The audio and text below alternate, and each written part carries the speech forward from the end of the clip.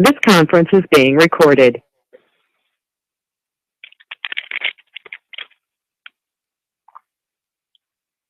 Do both rooms, bro.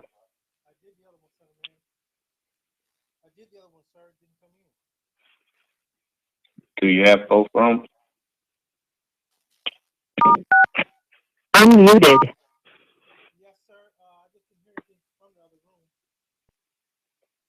I'm assuming that you do, so I'm going to get started. In Muted. the beneficent, the most merciful, the truthful, and the most just. I greet all of you once again with the greeting words of peace from the Lord of the world. May Allah, salam alaikum. Now, before I get too far into this, I need to know that we are coming through clear on the internet. I know the conference room is good, but is the internet coming through okay? Can they hear my voice? Yes, sir. It's coming through loud and clear. Very good. All right. I want to say that, as I told you yesterday, we had a man come out. We didn't call for them to send out no technician. AT&T just sent somebody out here, and 2 hours after he left here, about an hour or so after he left here, our internet was down, and it's been down ever since. When we called them to fix it, you see it's still not fixed. But anyway, seeing my face is not the important thing. Hearing my voice, that's the important thing. So, actually that may even help. Because sometimes people, when they see the speaker, they may not like his look. And so they don't pay no attention to what they hear him saying. But if all they can do is hear the voice, or hear the words, then sometimes they will pay attention because they are not, well, you got a photo of me up, okay. But it's okay. What we say, it's all good. I want to remind you, let me know if people are not able to call into the conference room, if they type out a question or something. Don't ignore them. Let them come in and ask. Put their question to me. You read it so that I can answer their question. That's one thing I have, though my internet is not that they me through their service. For hours or you heard the earth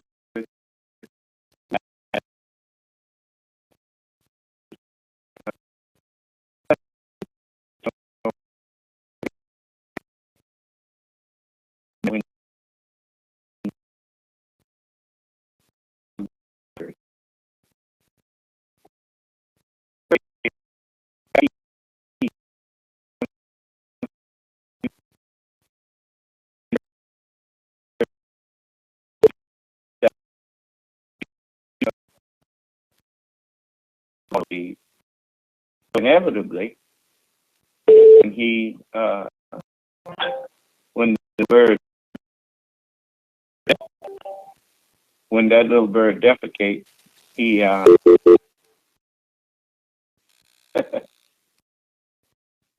he drops that seed. We walk over, some little animal walks over, and as the cow or the horse or the lion or the tiger or the elephant. Pardon me a moment.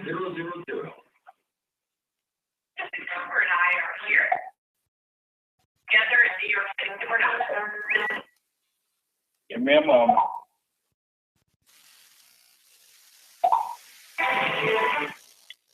So when those little creatures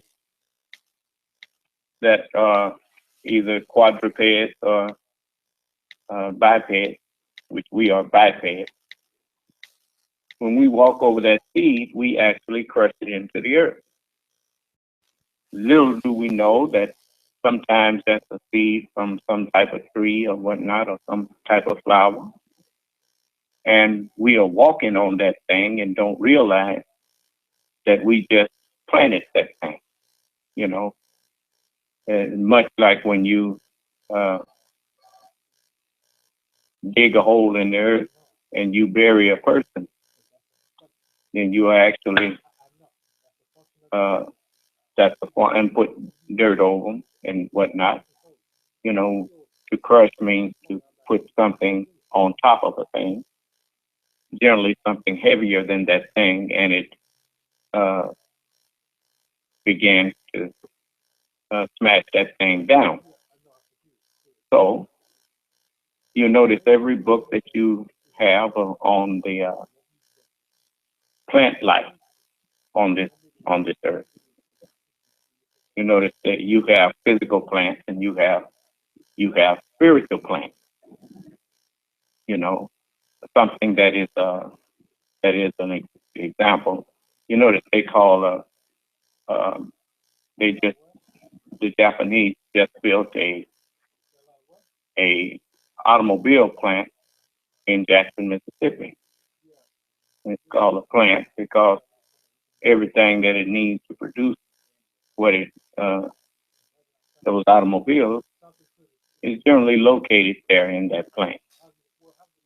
And you notice everything that a tree or any plant needs is right there in that thing that's connected to the earth. All of its nutrients and everything it's able to extract to produce its fruit. And so when you write a book, you go and open up a book and say it may be on the avocado tree or the avocado. And they will take you into the depth of understanding of that tree and the seed that pit that comes out of it that you reproduce, that it produces itself from. And you notice when you crush anything, what's inside of it is laid open. You know, anything that's solid, when they want to determine what's in soil, they may extract rock and the things from that soil, and they will crush it to see what type of minerals may be located there. And so they crush that thing and see what everything that's in it. Well, when you plant a seed and crush it, what's in it, it bursts open and you start seeing something come up out of it that was locked up inside of that you did not see. And so it is really true. You know, truth. For everything, truth is just another word for reality. Everything that you see that there's a word for, that word came from some reality, from something real. And so, you know, you say, you notice we talk about avocados, the avocado tree.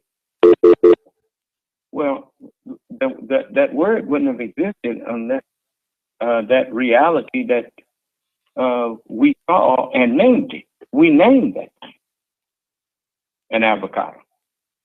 And so consequently, when we hear the word avocado, immediately a picture comes into our mind of that fruit, and of some of us that have seen avocado trees, we even get a picture of that tree in our mind. And so, you know, but where did it come from? It came from that which was crushed to the earth. And so truth crushed to the earth shall rise again. Yeah. And so when we get ready to have another apple, we know that if we can't find any at the stores or whatnot, the apples didn't originate in the stores. They originated from being crushed to the earth. And then it rose again and produced more apples for us. So it's much that we could elaborate on. It's the whole universe and the material in it and the material that it is. You know, it's just like when the Honorable Elijah Muhammad. That's why I would like to talk to people like Dr. Neil deGrasse Tyson and some of the other astrophysicists and those who know so much about from what they have looked at in the universe, you know, because there's certain things that the Honorable Elijah Muhammad said to me that set my mind in motion thinking about things. And then when I hear the astrophysicists talk about things like a black hole, you know, and they, you know, sometimes they give a little tidbit more than just, you know, they say some things, most of it that they say in layman's terms, there's a little hint of what's really going on because, you know, we, as they said, it's not actually a hole. It's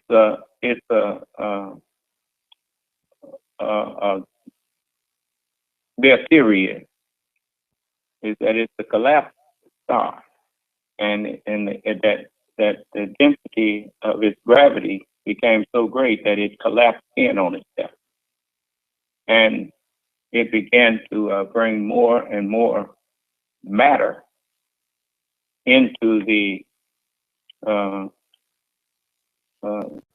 into that area, and that it sold the gravitational, just like right now. Some of you that may understand that explanation a little better than me, you can jump in whenever you feel free. Feel free to do so. I won't be offended. But this is what I heard them say. And if you can make it a little plainer for us, you feel free to do so.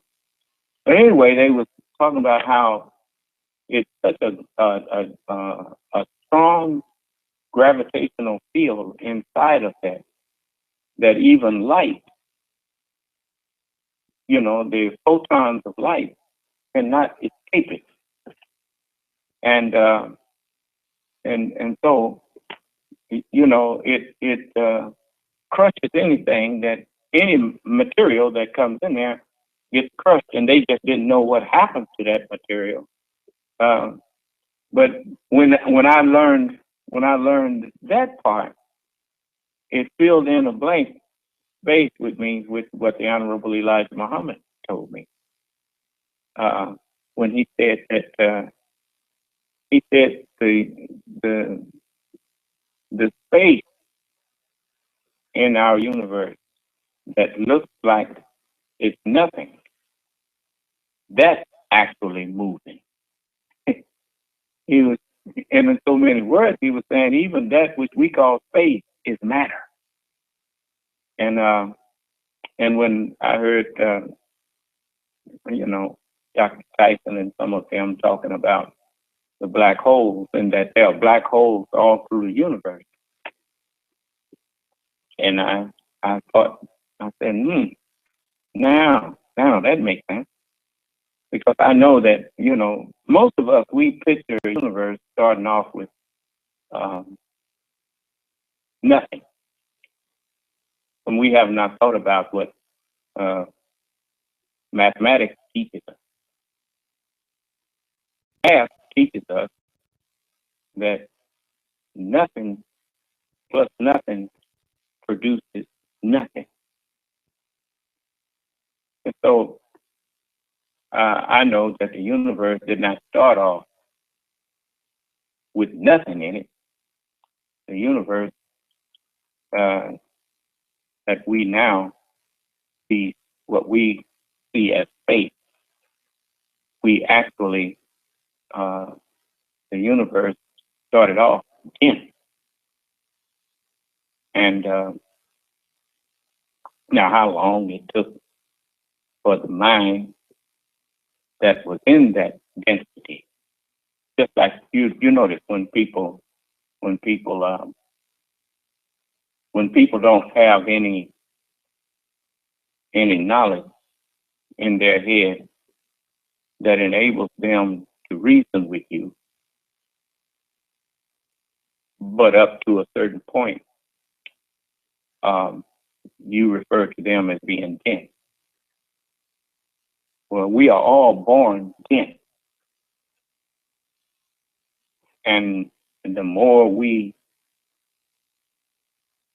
put in our brain of material, we come here so dense that everything is a question. But you notice, you look at a baby and you can tell that the baby is curious about everything. And so everything is a question, and it's kind of frightening to be around so much that you don't understand. You know, I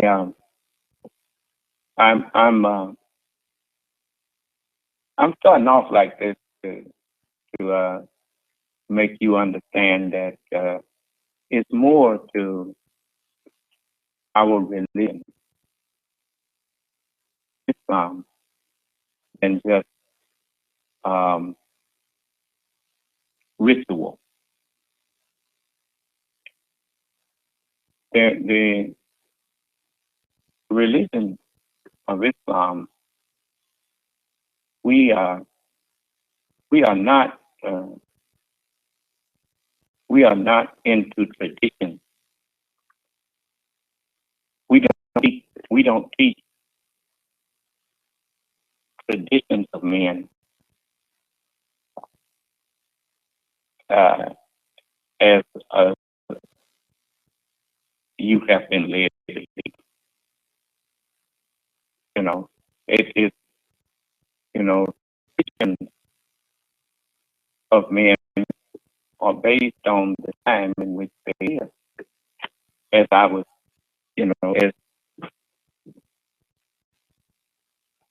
as I was reminded of when the brother was brushing his teeth with olive branch, and I asked him, "What is that you're doing?" He said, his name was Thomas. And I said, "What are you doing, brother?" And this one I was out talking about in the 70s when I first came to me, and I had met this brother, and this is why they were orthodox. They were trying to practice the orthodox way of Islam, and he was attracted to teaching. He got curious about it, and as I was, as he was trying to follow me for a little while, he's not with me now, but he followed me for a while, and I asked him, what are you doing? What's that? He said, it's olive branch.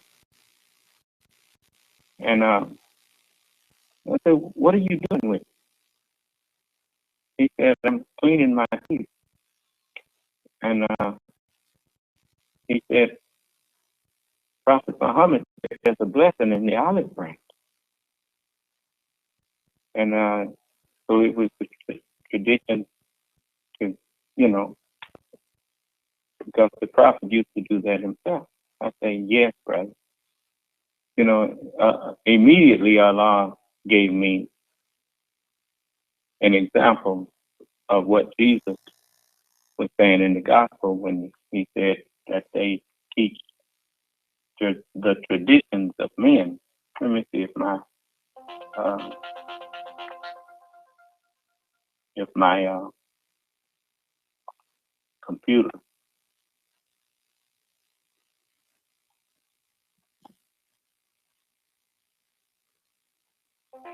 Let's see here. Yeah, here it is. Just a moment. Let me go back. Instead of putting the S on it, I just put tradition. You see what happens. Yeah. In Matthew, the 15th chapter,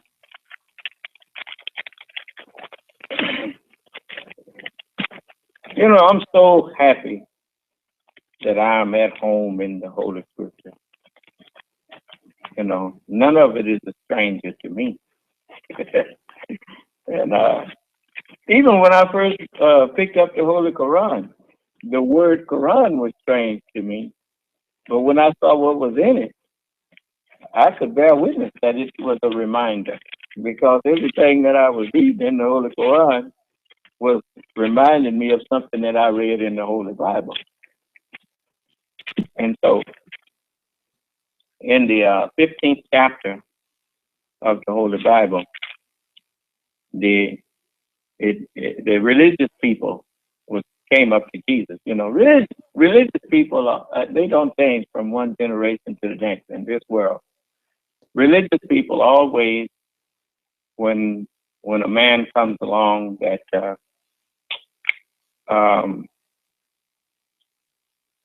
begins to manifest a doctrine that begins to attract the attention of people from all different forms of religion, all of the religious people get offended and begin to come against that man.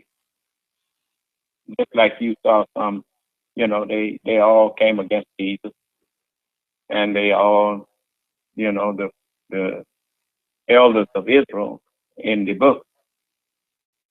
Even though I hope all of you know that there was never no Moses leading somebody physically out of Egypt. That was a prophetic story about me and my people here in America. The Moses that the Torah was revealed to didn't lead nobody out of bondage. He led people out of the caves in hillside of Europe. He brought the cave man out of the cave and taught him civilization. And any of them that care to argue with me on that, I will welcome them to come in here, and then I will let you hear. It won't last long. I know just where to go to prove what I just said. I don't say things that I can't prove. So, but anyway, as I go to the elders of my people, you notice they don't like me saying that I'm the Lord that the book talks about here. Even though I'm reading to them, I can't on the one hand tell you I'm the Son of Man, and then turn around and tell you that when you say, well, you're not saying you the Lord. Well, if I'm saying I'm the Son of Man, I got to be saying I'm the Lord. If I'm not, then I'm not the Son of Man. But the Scripture says the Son of Man is Lord, and it tells you what day he's Lord on. It says he's Lord of the Sabbath day. And so you are living in the Sabbath day now, and I am the Son of Man. And so,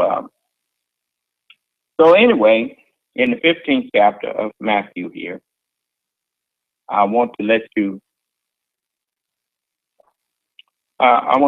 see something here. That first, I'm gonna let you see something else. Just at least let you hear something else. I forgot you can't see it.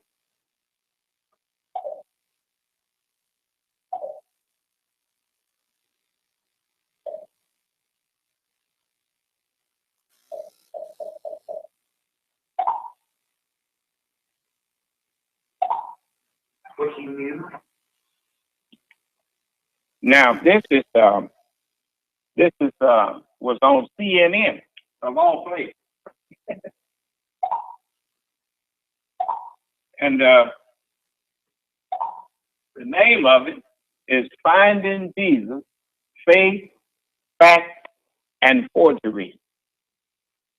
And it's just like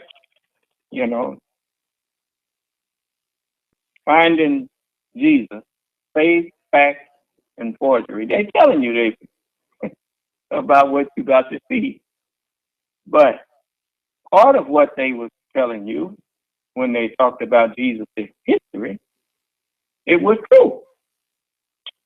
And so, and let me let you hear some of it, and I'll kind of commentary on it. And I want you to hear some of it. Was being on the side of Jesus, was being a part of God's story in human history.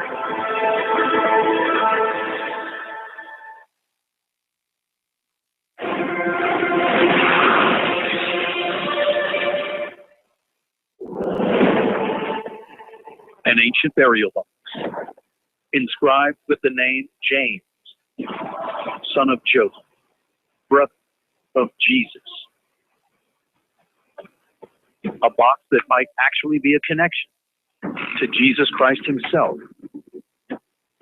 But who was his brother James? The Gospels are very clear that Jesus passed this way.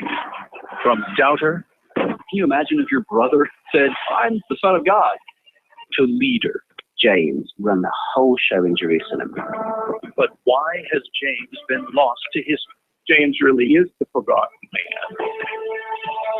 Embroiled in one of the longest forgery trials ever, could this box be the first physical evidence of Jesus and his secret brother James?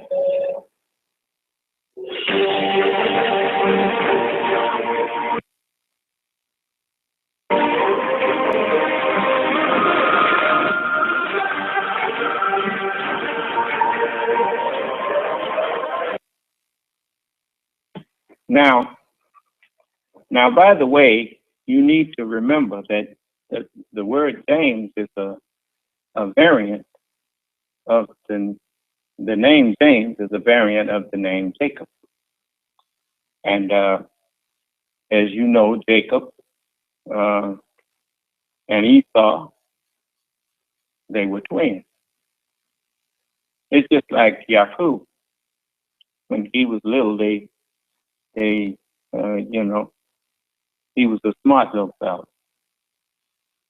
Much like when I was little, I was a smart little fellow.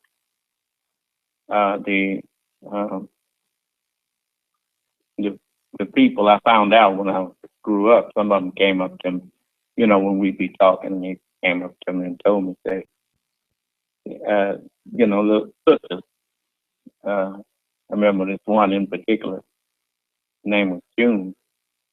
June was old enough, just about to be my mama. But I always thought, that, she was, I liked him. But anyway, I, as I was talking to her when I was out at a funeral, we had a good laugh. We was laughing and talking. She said, boy,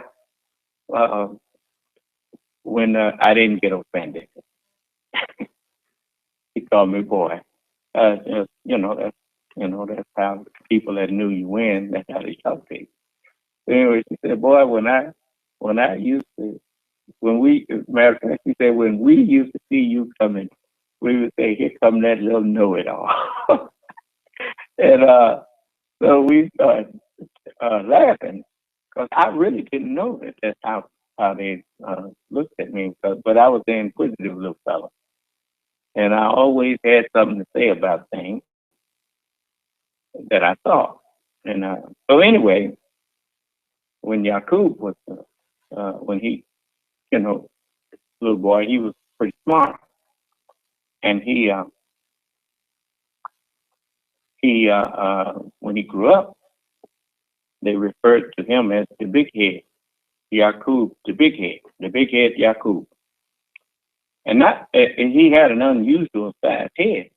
It says, but you know that they used to do pictures in Hollywood, especially of someone who was a scientist, a mad scientist. They make him with a big head. But anyway, it said he had an unusual sized head, but it was not because of his so much as the size of his head, but that he had lots of wisdom. And so he was called the big head Yakub, meaning his brain had lots of wisdom in it. I mean, think for a moment. Here, this man had knowledge and wisdom how to make an entirely new people. And he had the wisdom to teach them how to rule over their father. And he taught them how to pick their father and rule over their father. And he told them that they would be able to rule their father for 6,000 years. And you notice you have to acknowledge that you have never seen the type of it's just like the Native Americans. He had not ever met a man who would just purposely lie. And the white man not only lied, but he practiced lying. And he practices it out in the open without you realizing that he's really practicing lying. That's what acting is. That's what an actor is. He's a liar. And he's pretending to be something he is not. The scripture refers to him as the arch deceiver. And that is, that's not something that I'm saying to. I want you to put your emotions aside now. Just listen to what I'm saying. You can't say that I'm lying. You know that's the truth. So put the emotions out of it. This ain't got nothing to do with trying to make you feel bad and all that old kind of thing. And I'm not trying to make nobody feel bad. I'm trying to show you that we had a black man that knew how to extract from the black man another people. And the messenger said Yakub wasn't even after the brown and yellow people. He was after making the white people. And so he found in us more than he thought was there. And so he told, now listen to his words.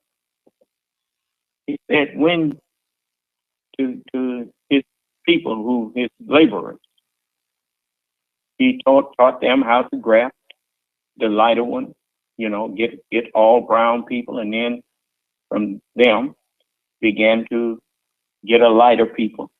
And as you get to the last stage, you would have a completely pale people, which would be, they would look almost like the skin that we see when we scrape ourselves or fall down.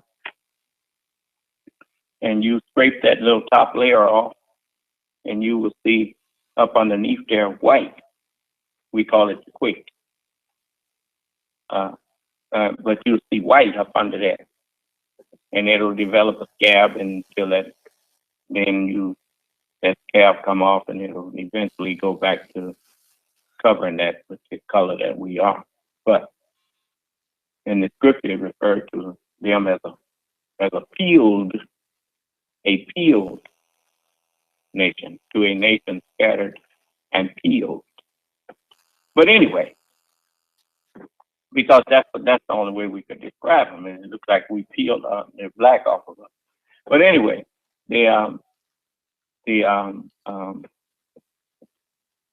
Now look, brother, if somebody have an argument or disagreement with what I say, you let me know.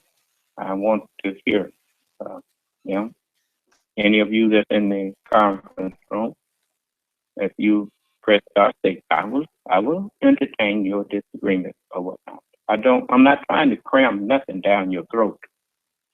I'm not trying to get you to accept something just because I said it. I'll be more than happy to entertain your objection or your argument against anything I say. But know this, that disbelief, saying I don't believe it, that's not an argument. An argument is the fact that justifies you saying that you don't believe a thing. If you don't have a fact that you can present that justifies you to say you don't believe it, then you have no basis to disbelieve it, since you cannot prove that it is not so. Okay. Now, so Yaqub told him, he said, now, when you become unalike, let's let you know that they still us. They came from us, and they are us. You know? I mean, unless you can show me that they came from someplace other than us, and you can't do that, then all the people on the earth, it's just like they got an old saying, I think I saw it in a movie before, where it says, we look for the enemy, and we discover that the enemy is us. Well, that's maybe not in them words, but that's where you know, we look for the enemy, and it is us. It is ourselves. Excuse me, sir. Yes. Yeah, someone had asked that question. Yes. What is the question? They asked, what is your stance? Actually, several questions. They said, what is your stance on following only Sharia law and not wanting to assimilate with Western culture? You cannot, in the first place, first I want to ask them, you know, because I'm through making assumptions. A lot of times people say things, and the reason that people wind up arguing and disagreeing is because they really don't understand what the other person is saying to them. So would you define Sharia law, for in my understanding, the way they're using it in the news media, is that Sharia law means law based on the Holy Quran and the traditions of Prophet Muhammad, or the prophets, period. Is that what they are asking me? And I will be patient and wait on them to answer me. While I'm waiting, would you read that question back to me again? Yes, sir. She said, what is your stance on following only Sharia law and not wanting to assimilate with Western culture?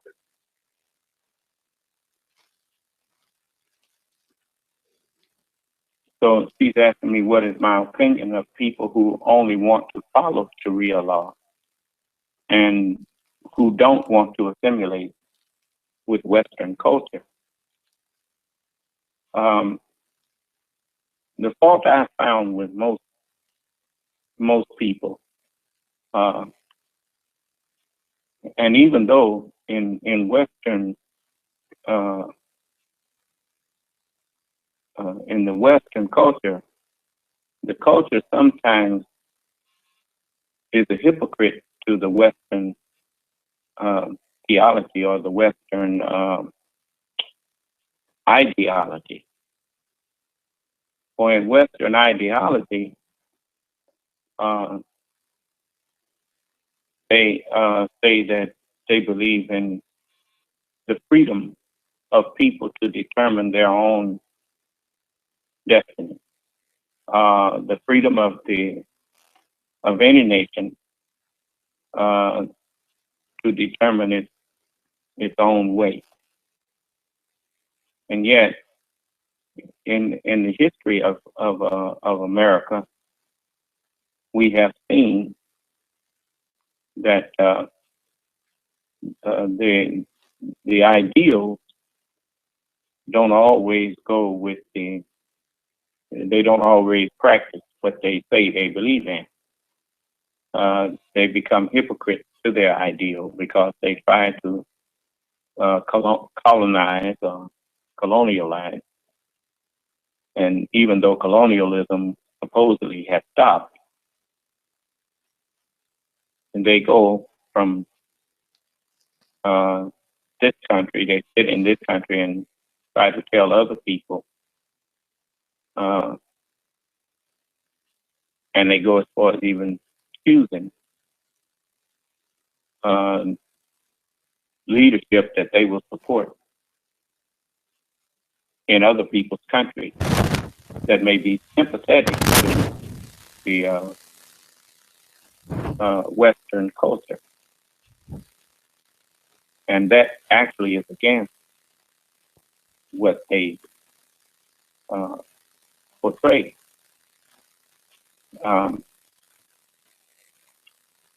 And so I'm not for that.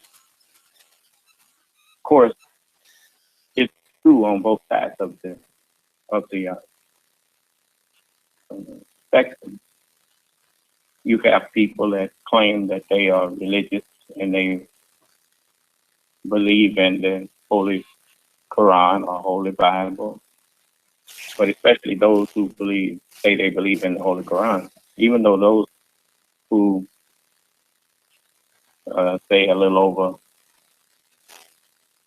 600 years ago, people who claim to believe in the Bible committed all types of atrocities in the Christian crusade. And the clergy, the religious people, the so-called religious people, they were committing all types of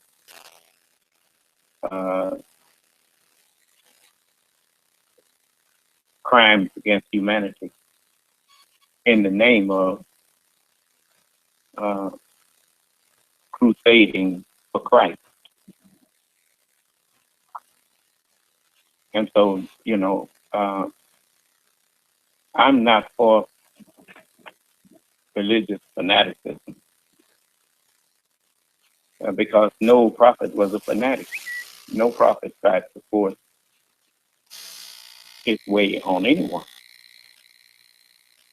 And so, if they mean by Sharia law, if they mean forcing people to live by the laws of the Holy Quran and by the laws that Prophet Muhammad or Moses or any prophet laid out, to try to force people to live by that is against the very principles of the book that they claim to believe in.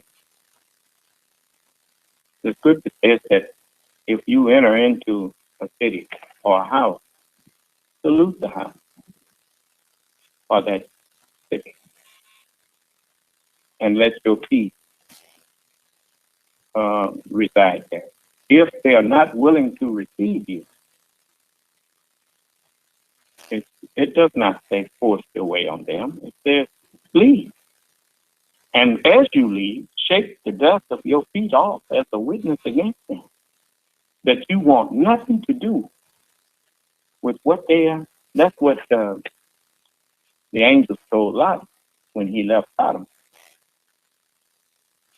It said, leave this place and let none of you look back.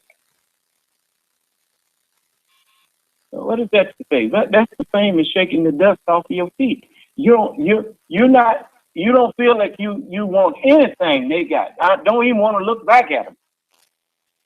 And so That's how that's what you do when you can't help people.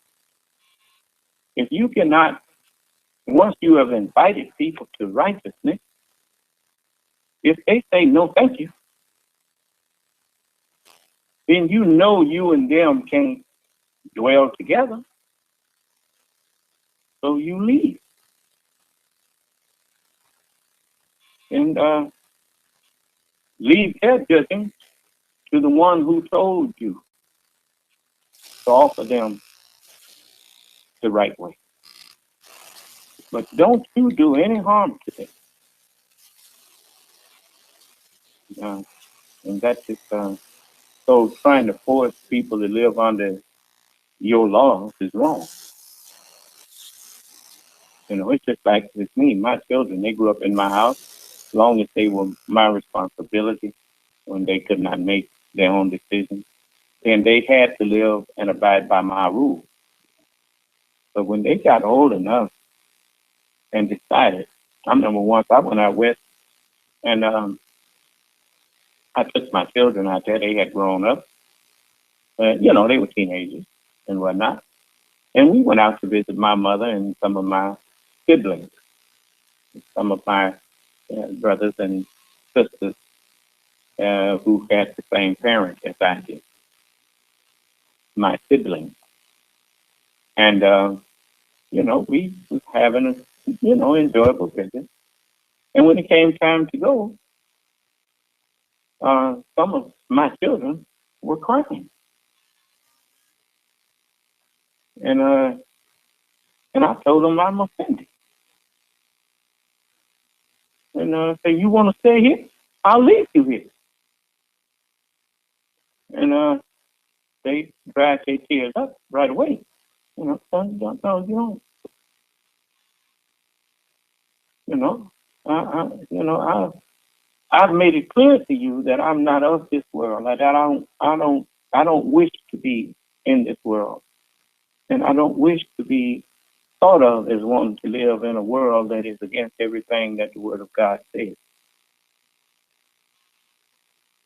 And you know, I've taught you to honor your relatives and be kind to them. But how in the world are you going to convert them and you crying because giving them the impression that you don't want to be where you are, you want to be over there with them? So go on with them. And so I think they got the lesson because that never happened again. Now, if you see me crying about leaving somebody, it's not because I want to be with them. I'm crying because I would be crying because I can't get them to want to be with me. And that would be the only reason you see me shed a tear. But at the same time, you notice when people come in here, as long as they show respect for my forum, I show them respect. And I argue with them, but I keep the argument based on what they are teaching and what they are saying. I don't try to get personal with it. They get personal, you know. But with me, it's strictly what you are teaching. That's what I'm against. I'm not against you. I'm against the doctrine that is deceiving you. And you know, and I'm for freedom. I like my freedom of choice. Then I assume that you like your freedom of choice too, and I should not try to cram my religious belief down your throat. If you don't want it, all you have to do is tell me you don't want to hear what I have to say, and I'll shut up. Now, if you in my class and you tell me that, I tell you, well, leave. What are you in here for? And I promise you, I'm not going to follow you and try to stop you from teaching whoever it is you're trying to teach. You go right ahead and do that. Just do it away from me. Now, that is Islam.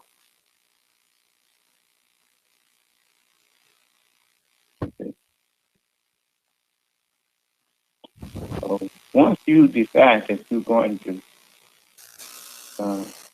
force your way on others and force them into your beliefs and whatnot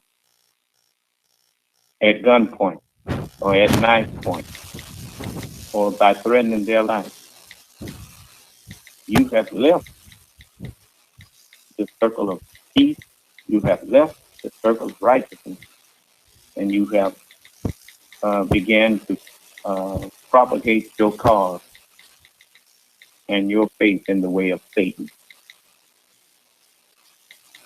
But it's only the devil who frightens his friend. And you become you get to be his friend if you do whatever he tell you. And you do whatever he tell you because he's scared not to.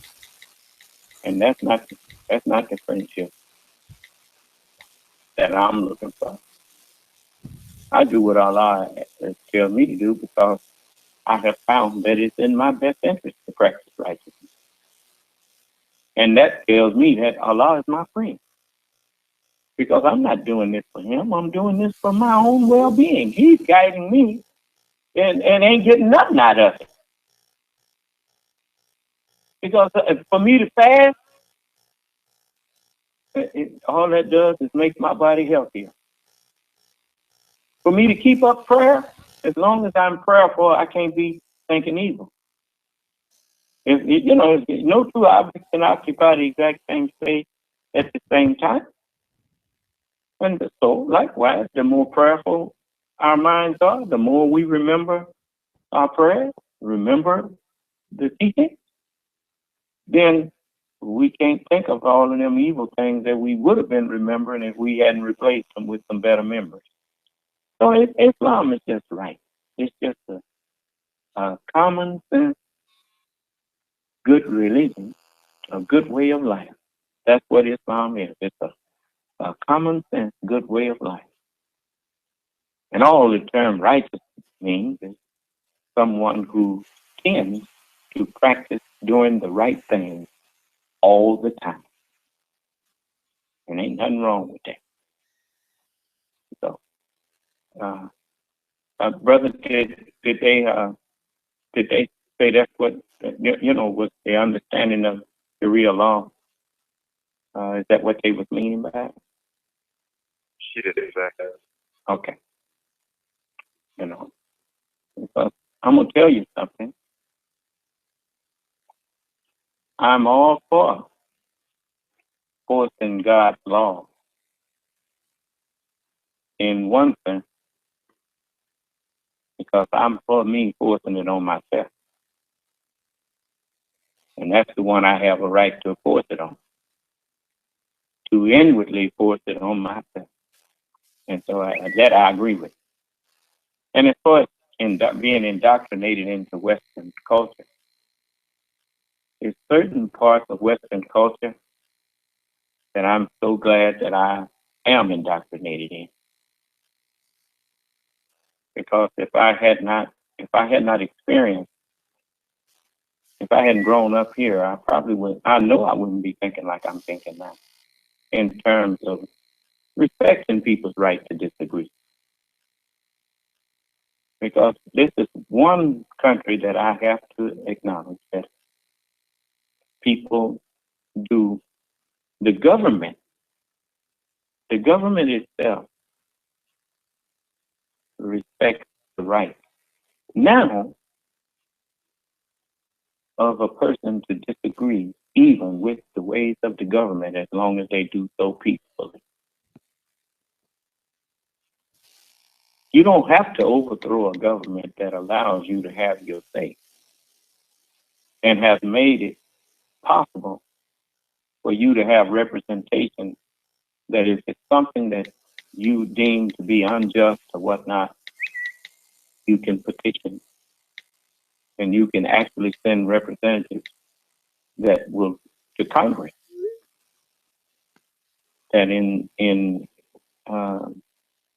theory and in fact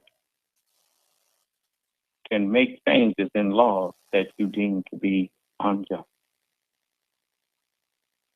And sometimes you don't even have to have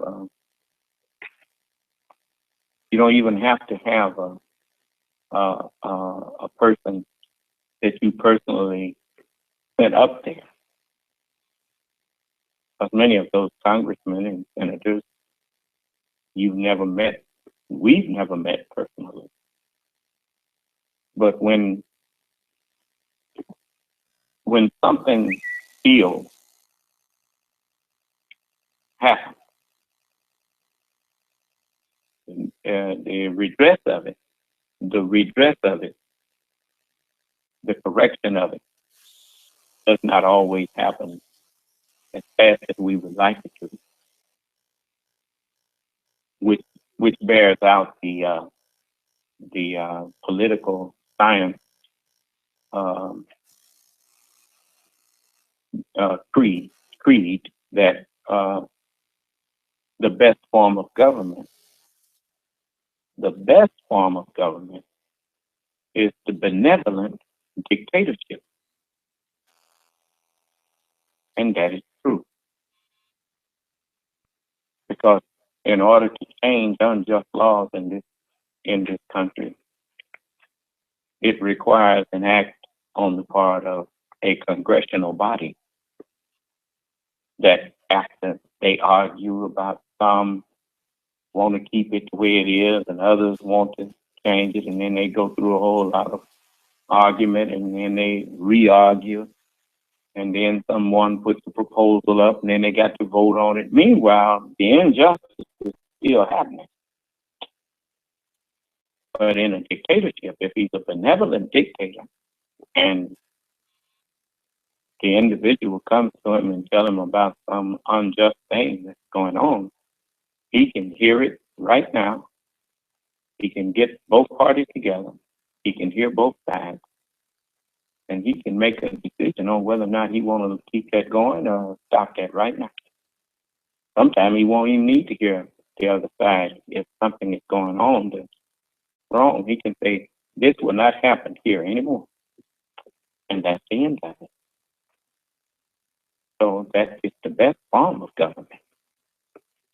But because most dictators are not benevolent, they turn the best form into the worst form. Because anything that can be the best, if you get the wrong one in there, it can become the worst. It becomes a tyrant. So,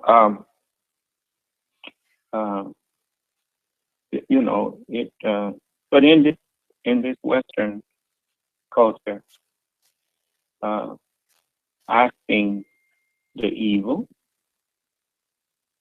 but I'm not the kind of person who have an evil eye. And so consequently, when I see some good, I can recognize that too.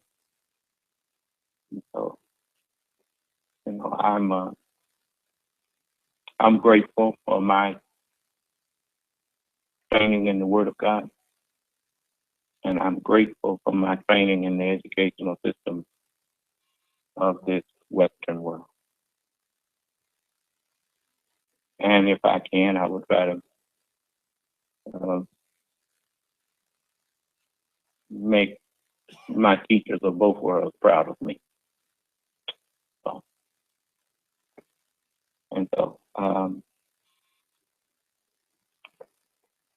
Did we have another question? Yes, sir. She also said, that's not going back to it. She also asked, what is your stance as far as forcing women to wear bayas? And she spelled it A-D-A-Y-A-S. What is an abaya? Is that a veil?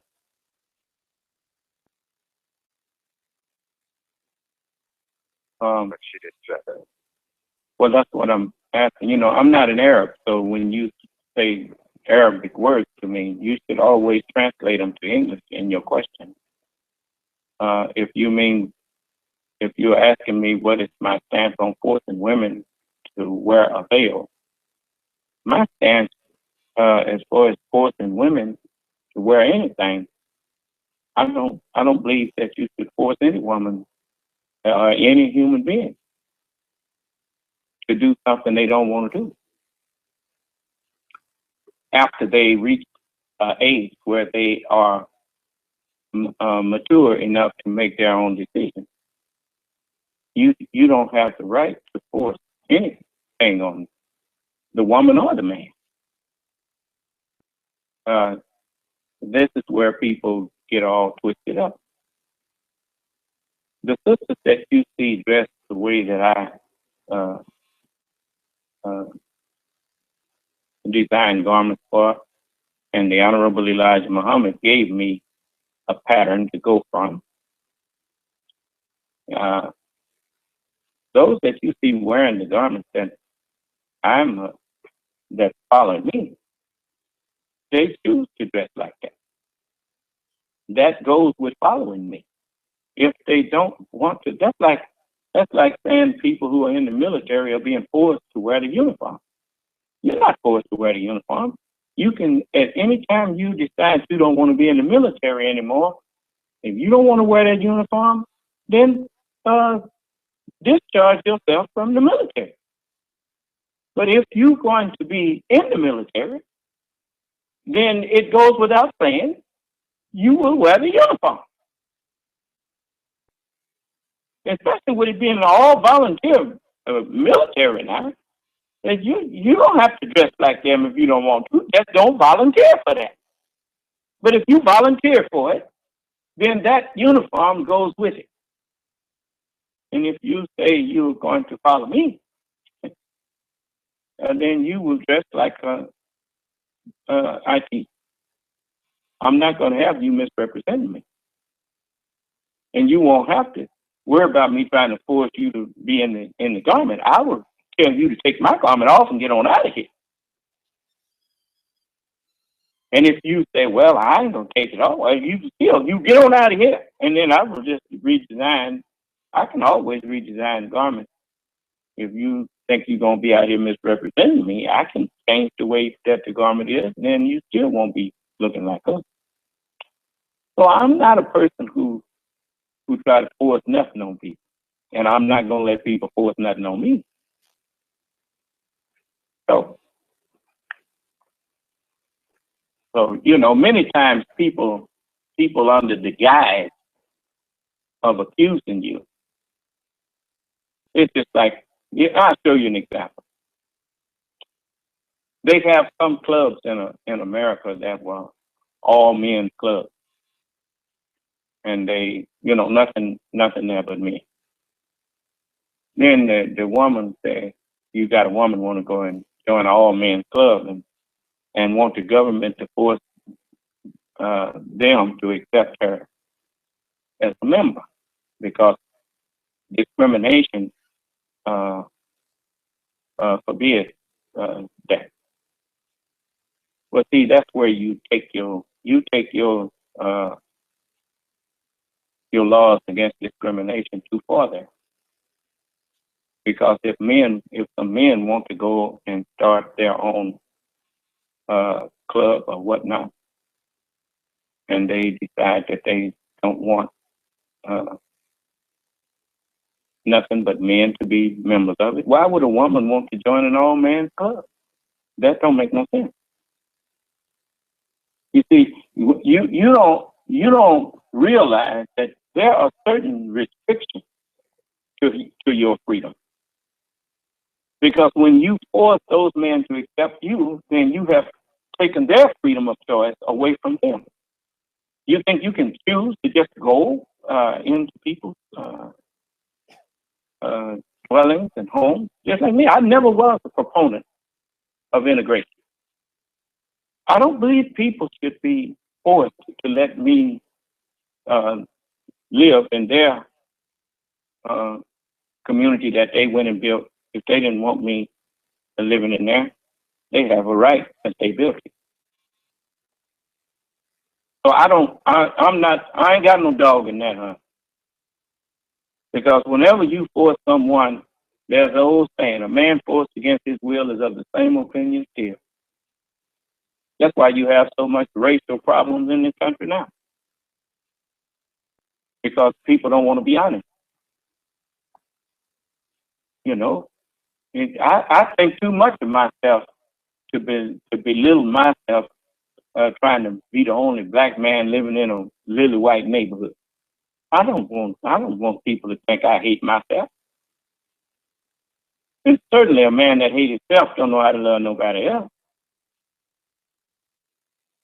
So, you know, you go backwards. If you were going to ask the government for anything, you should have asked them for equality in the way they take taxes. If you're going to take equal taxes from us, then I don't mind you having your school and keeping it all white.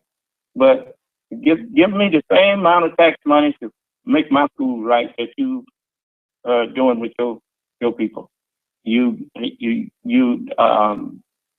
make sure that the playing field is level, and that's the way you do that. That separate but equal was a good idea. It just was never implemented properly. Because when you know, how many times have you seen a man? You notice you go any place, a man drive up in a nice car, and then another man drive up in a nice car. They look at each other's car and they look at each other and kind of smile. And they go on about their business. One could be black, one could be white. But when a man sees that you are exercising your manhood and being industrious and doing for yourself like he's doing, it makes him respect you. If he does not respect you, then he's not a man.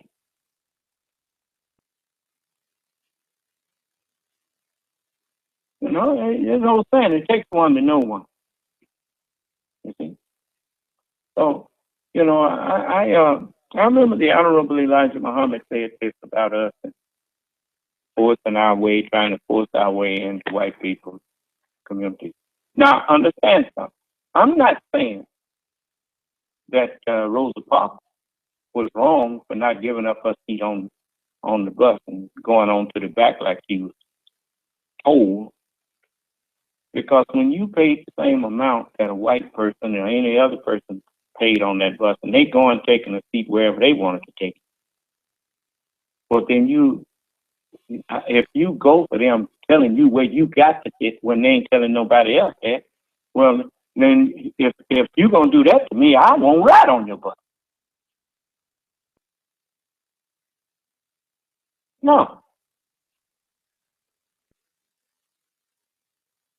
You tax us as equals, and then you treat us as non-equal.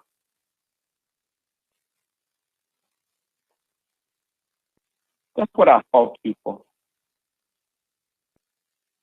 You claim you didn't want us in your communities, and then when you saw the Honorable Elijah Muhammad trying to get us together to build our own community, then you slip over there and do everything you could to undermine him so that he couldn't help us. You didn't want to help us, and when you saw him trying to help us, then you try to undermine that. That's why you don't want to have no conversation about race. It's because if you have a conversation about race, you know that eventually you're going to run into me. And you be sitting there on one side trying to look for something you can say to defend yourself when there's nothing that you can say to defend the action of 400 years of mistreatment of me and my people.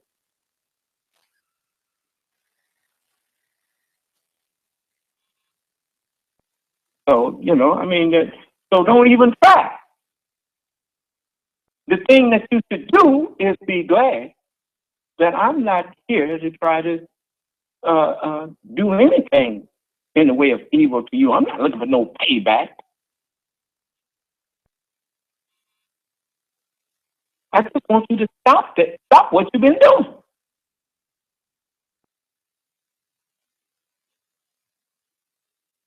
And if you don't want to help me to help my people, that's fine too. Just don't try to stop me.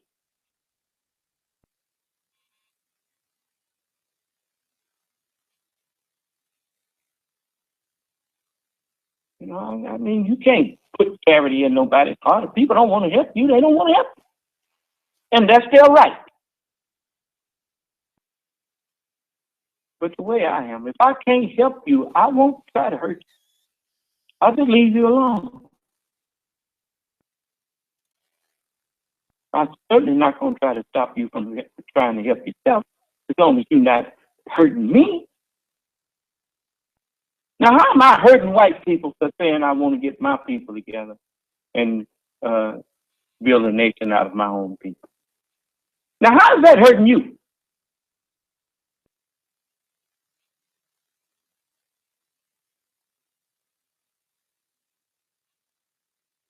Unless you got some crookedness in you, that you don't want my people's wealth to go to help themselves. You want to keep my people in poverty, depending on you and all of their wealth. They just holding it for you.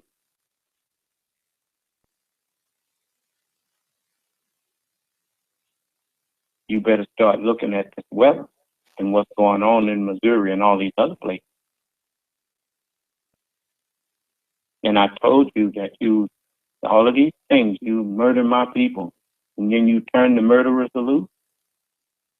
I told you that you're going to start seeing the forces of nature come back on you. You through getting away scot-free, condoning the murder of my people and thinking that you're going to walk around here sipping tea and drinking coffee and donuts and laughing about it.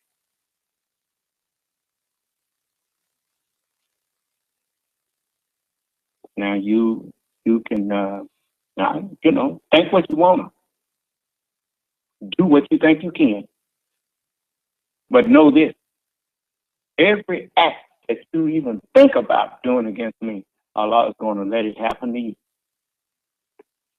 Because I wasn't doing nothing to you. And I ain't doing nothing to you. But asking you to stop mistreating my people.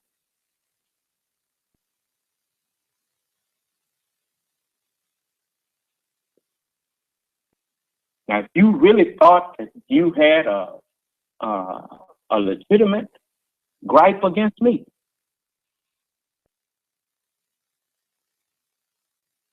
these phones wouldn't be silent.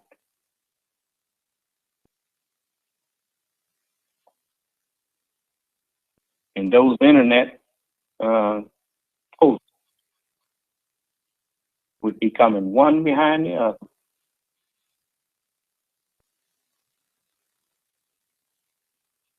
And your news media would be blasting it all over the news about some racist Negro in Mississippi saying outrageous things.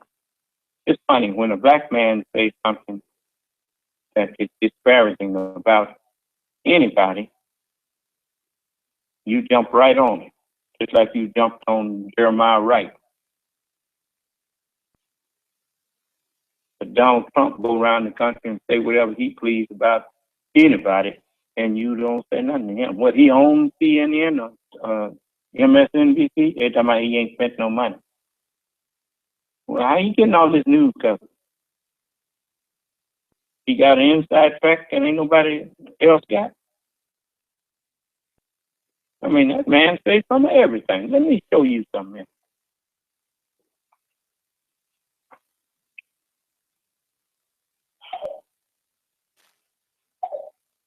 Give me a minute.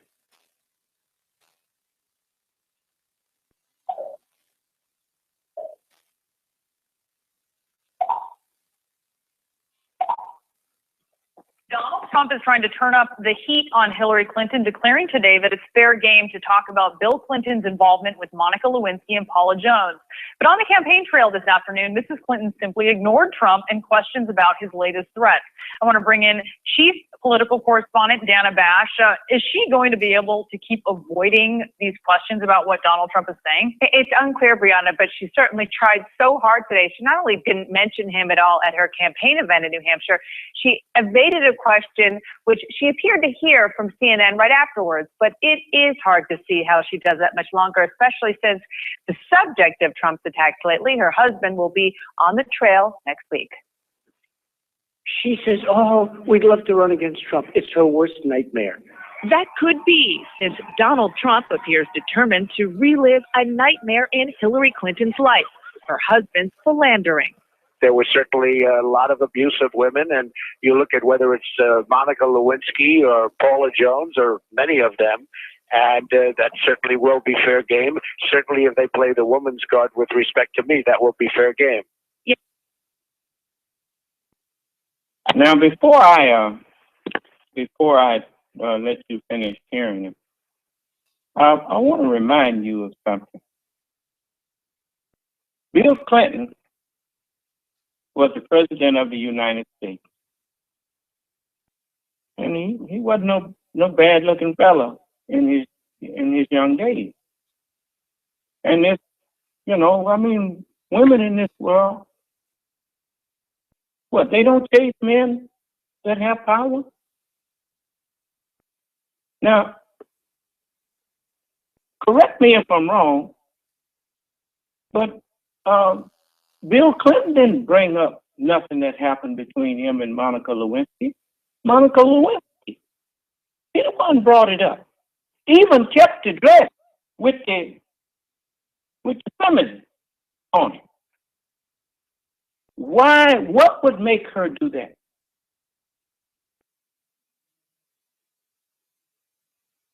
Why would she keep the dress with his feminine on it? Who was taking Mrs. Johnny DeRue?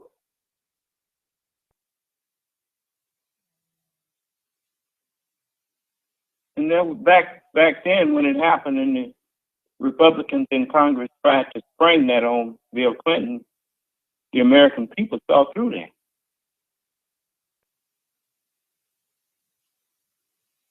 And you know what a deposition is? The purpose of a deposition is to catch you in a lie. The purpose of a deposition is to see if you are a truthful person, or whether you just say things that are good for the moment. Do any of you doubt that? And a deposition. Sometimes they take a deposition of you in the month of, in 1 month, say March, and the trial may not happen until November. But they got that deposition of you. Now, if you told the truth, it's just like saying, if someone asks you 2 times 5, and you say 10, 9 times 9, 81, 7 times 7, 49, 12 times 12, 144. Okay. And they wait 2 years, and they ask you the same question. 100%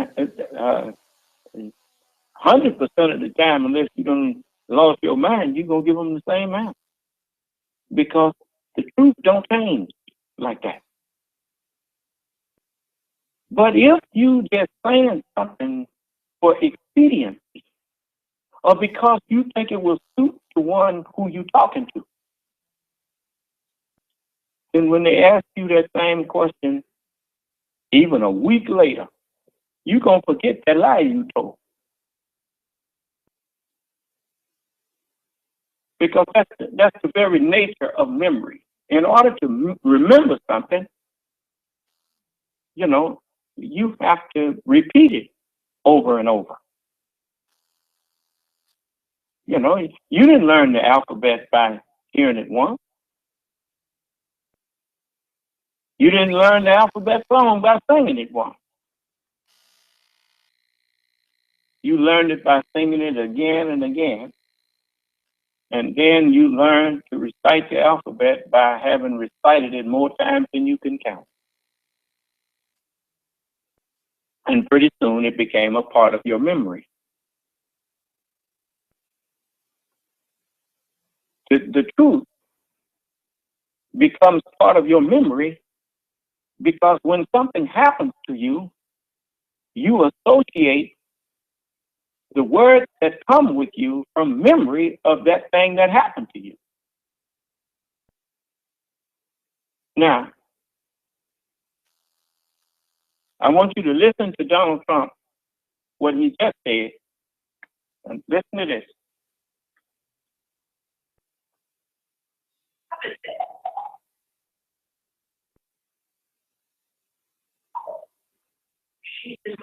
We'd love to run against Trump. It's her worst nightmare.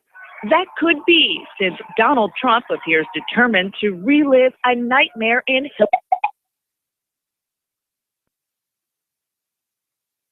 Donald Trump is saying. It's unclear, Brianna, but she certainly tried so hard today. She not only didn't mention him at all at her campaign event in New Hampshire, she evaded a question which she appeared to hear from CNN right afterwards. But it is hard to see how she does that much longer, especially since the subject of Trump's attacks lately, her husband, will be on the trail next week. She says, oh, we'd love to run against Trump. It's her worst nightmare. That could be, since Donald Trump appears determined to relive a nightmare in Hillary Clinton's life, her husband's philandering. There was certainly a lot of abuse of women, and you look at whether it's Monica Lewinsky or Paula Jones or many of them, and that certainly will be fair game. Certainly if they play the woman's card with respect to me, that will be fair game.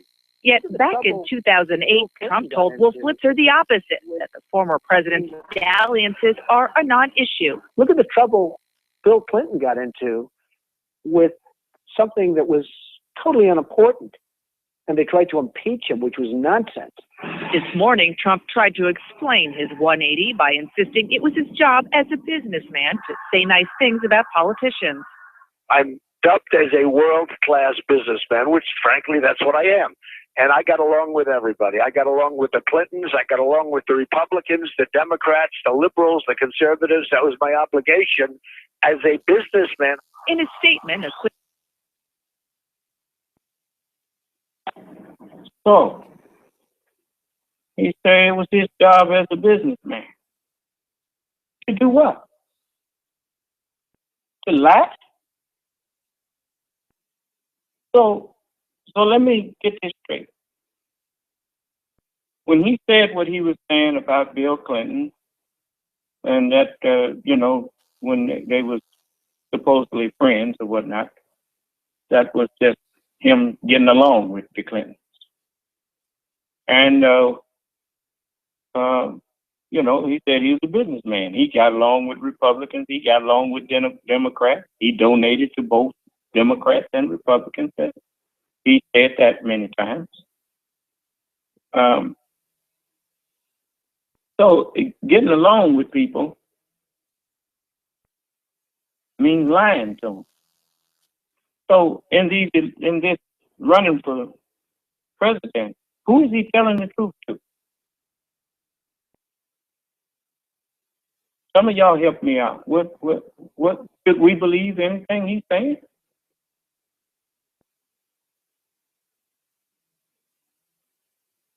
So you're going to elect a man for president that stands up and tell you, he says, in so many words, he's saying that he could tell people what he needs to tell them to get along with.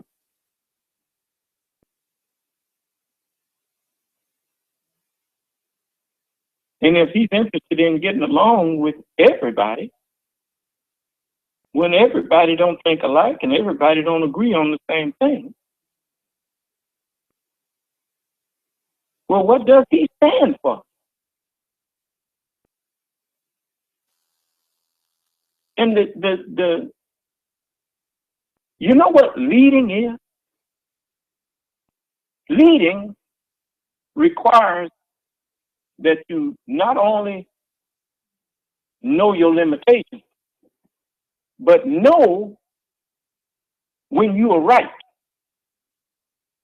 And before acting on anything that you may not know, you get counseling and you get information so that when you make a decision or take a stand, you can defend that position instead of just having to tell people what they want to hear to get along with them. You can disagree with people and then convince them that they should take your position because you have proof that your position is right.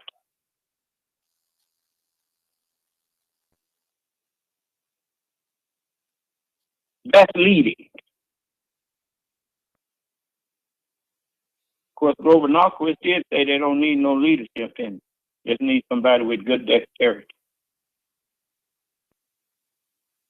But I really can't believe that a man with an ego as big as Donald Trump would let people like Grover Norquist use him for their rubber stamp. I just couldn't believe that. I wouldn't accuse him of that. But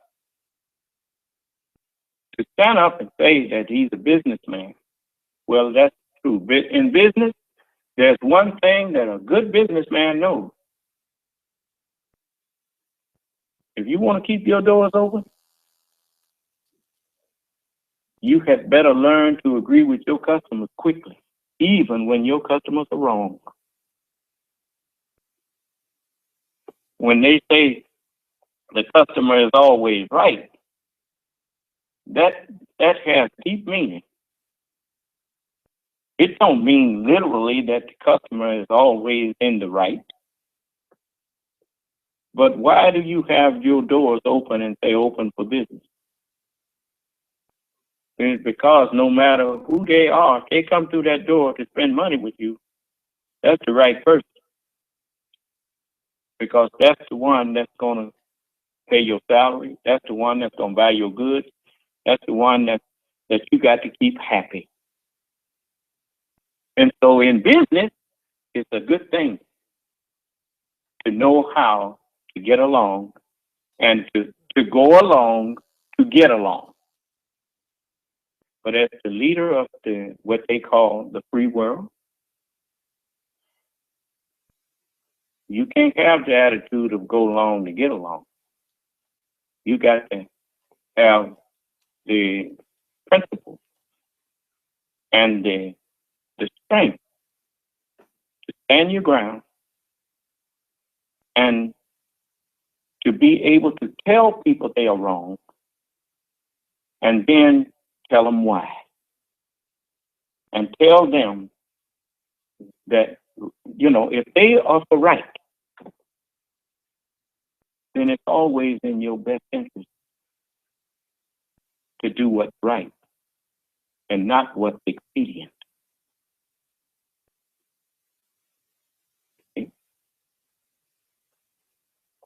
And so, he's a good businessman. But a good businessman don't make a good president. And out of his own mouth, he has said he's used to just telling people what they want to hear. And, he gets along with everybody. Well, if you want to try to get along with everybody instead of lead, that's not leading. Getting along is not leading. It's going, that's called going with the flow. You find out which way everybody walking, then you run to the front of the line and say, I'm leading.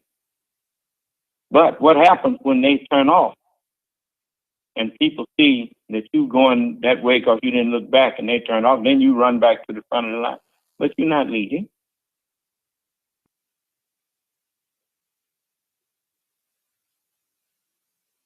That you just going the way the wind blows. You going the way that the majority of the people want to go. Most people don't realize that when the people elect you for president, they basically electing you based on what you say that you have as a vision for the country. And they are saying they're going to trust your vision. But the news media has been used for the past decade or so, almost 2 decades, to undermine the government.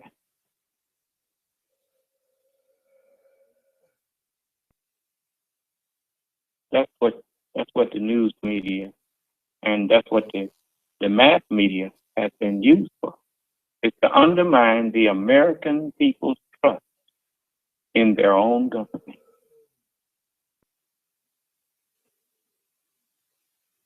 And you need to stop just listening to what media has to say and start thinking. And ask yourself a question. Is what they are doing good for the country or bad for the country? Is it good for a people to not trust their own government? Is that a good thing? That's not rhetorical. I'm asking you, the American people. Is it a good thing that you don't trust the government? Because if you don't trust the government, well then, what next?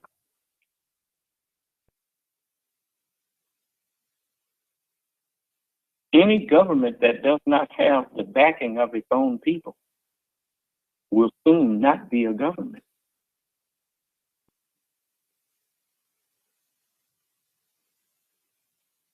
You hear people on there interviewing people. The Department of the Pentagon or whatnot was just like I heard a man disagreeing with the Pentagon on what they said about the war against the ISIL. He come there. He's just a reporter, and he ended up talking about what the lady asked him, "Well, do you believe the government report?" He said, "No." I mean, who is he?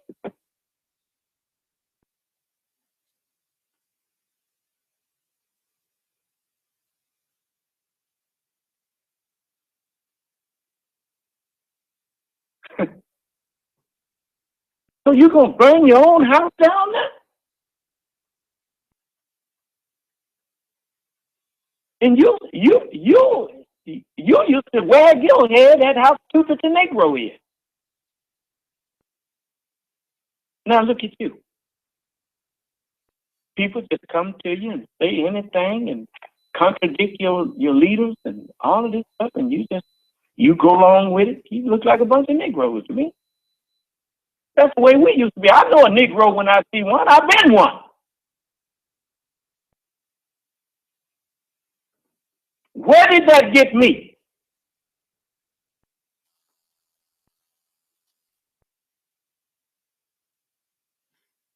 So if you're gonna act like a Negro, I promise you soon ain't gonna have no country.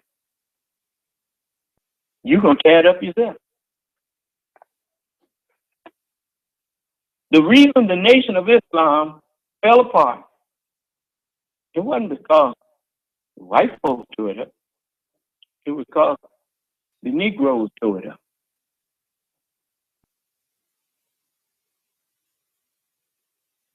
We threw it away.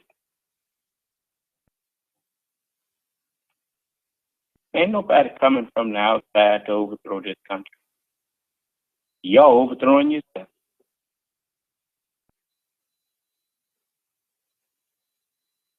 Look, you used to, when people would run for office and whatnot, once the election was over, whoever was president, they came together and they went on and did what that man, if he won the election, he won it by the majority of the vote of the people. So the people, they say the people have spoken. Okay, let's get in here and get it done. Let's get the job done. Okay, Mr. President, what do you want to do? That don't happen no more, huh? One election get over, they start working on the next.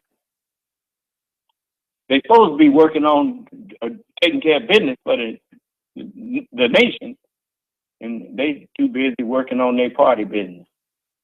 They ain't loyal to their nation no more. They loyal to their party. Do you see how you've been tricked? You stand up, you got people. I heard Mr. What's his name? Man ain't no baby. What's that man's name? Huckabee. Man stood up and talked about his loyalty to the party. Because they the ones set up all of this, the platform and the furnished all of the support for him. They said, what about loyalty to the United States of America, man? Who set up this thing so you would have a party? Now you putting the party ahead of the nation? So you don't care who's president as long as the party supports him. Well, do you support him? Do you think he's the best man?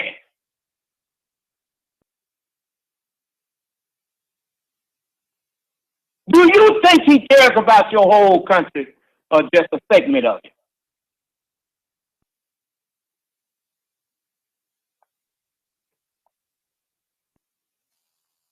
Yeah, okay. Can't say I didn't try. All right. Brother, anybody talking back to me? I want to talk to you. I don't want to talk at you. Yes, sir. You have a couple of questions. Yes. What is your question? Yes, sir. Someone asked, are we currently planning for Savior's Day 2016 in Detroit? Yes, sir. We will. It will be in Detroit, and I think it's going to be at that center where they had the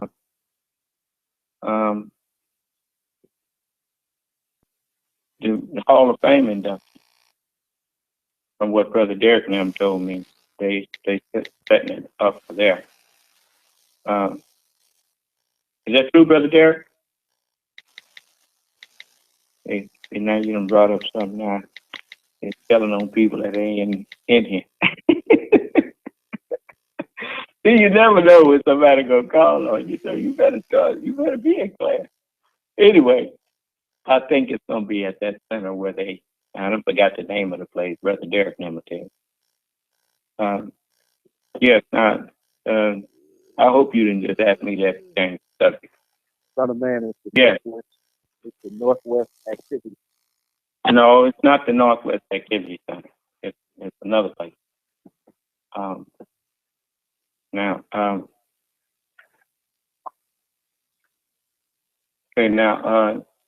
Did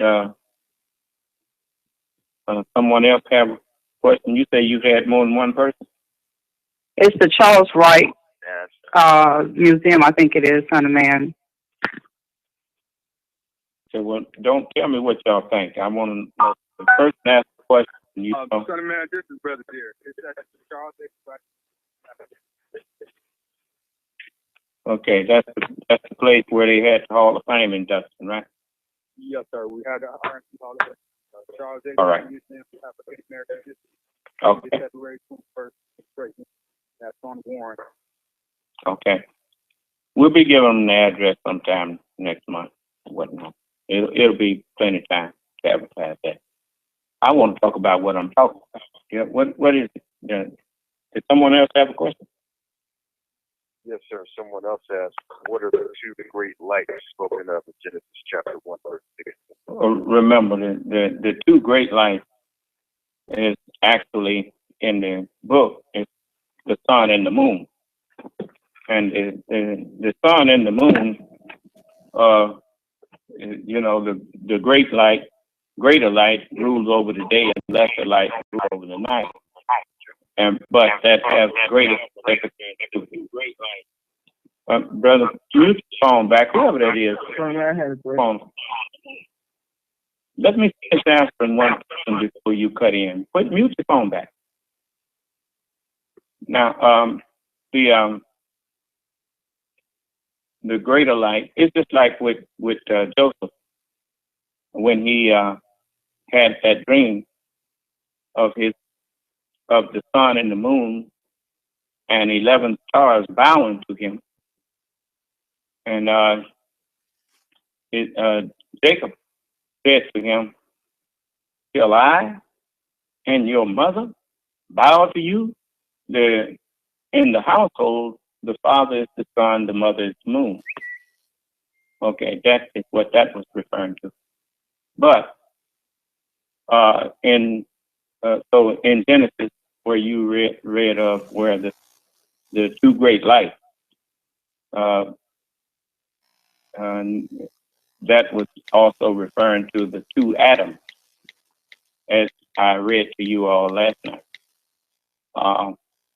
In 1 Corinthians, where it says in the 15th chapter and the 45th verse, it says, "And so it is written, the first man, Adam, was made a living soul. The last Adam was made a quickening spirit. Howbeit, that was not first which is spiritual, but that which is natural. So the natural mind is the lesser mind. The spiritual mind is the greater mind. The natural mind is the knowledge of physics, the knowledge of all of the physical things of the universe. That is the lesser mind. And the reason you know it's a lesser mind is because with all of that knowledge, you have lots of physicists, you have lots of engineers, you have lots of doctors and nurses and lawyers and carpenters and brick masons and airplane pilots and farmers and agriculturalists of all types. You have mariners, oceanographers, and whatnot. So with all of those, all of that knowledge, all of that light, the world is on the brink of destruction, simply because man can rule everything and never learn how to rule himself. You haven't gained no self-control. So that's a lesser mind. The messengers of God, their knowledge was greater because even though they were in the world, they never became of the world. They were busy teaching the people of the world how to first gain control of themselves and then add that other knowledge to them, and they would see that they would be a better people and they would build a better civilization. And so those are the two great lights, the first and the last Adam.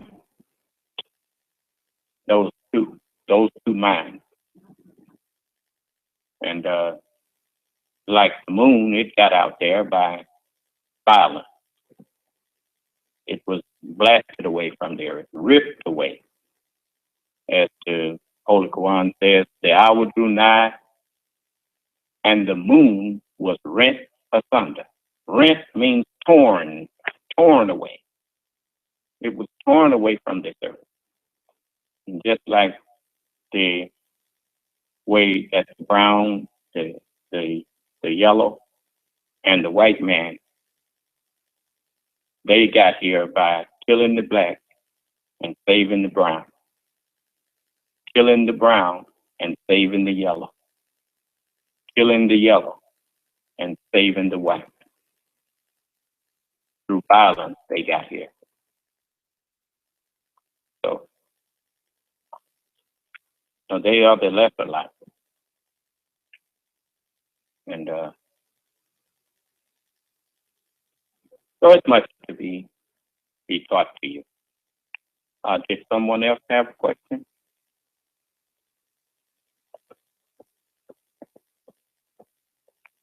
No, sir, that was it. Okay, well, I just want to remind you that a person that don't mind lying to you, remember the story of the old woman and the snake? when Oscar Brown, I think Oscar Brown sung it. It said, "Take me in, tender woman. Take me in for heaven's sake. Take me in, tender woman." Hit, cries the snake. So the woman took the snake in and put him by the fire, and the snake began to thaw out. And so the woman grabbed the snake, wiped him down. She hugged him and said, "Ooh, you're so beautiful," she cried. And the snake hauled off and bit her. And she said, "Oh, you know your bite is poisonous, and now I'll surely die." And he said, "Shut up, silly woman. You knew I was a snake when you took me in." When someone stand up and tell you that they don't mind lying to get along with you, and then you go and invite them to be the president of the United States, then what are you saying other than that you don't mind being lied to? And if that's the kind of government you want, that you know they're gonna lie to you, they tell you they're gonna lie to you before they even get in there.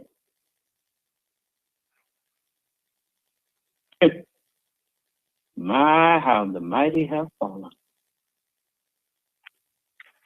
Okay. You go ahead. Excuse me, sir. Yes. What is it? Yeah, Just go on and read it. Yes, sir. The person says Isaiah chapter 14, verse 12, and Revelation chapter 22, verse 16. One says the devil is the morning star, and Jesus was called such in Revelation. The two great lights is not that, the devil and Jesus.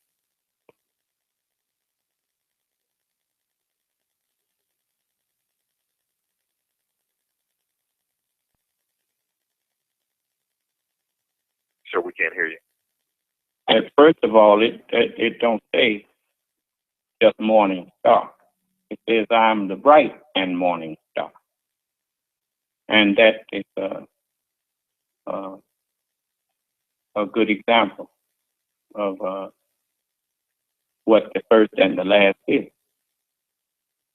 You know, the scripture says in 2 Thessalonians, it says, then shall that wicked be revealed, whom the Lord shall consume with the spirit of his mouth and with the brightness of his coming. When you have a second account and there's two people on there, you have John and Mary.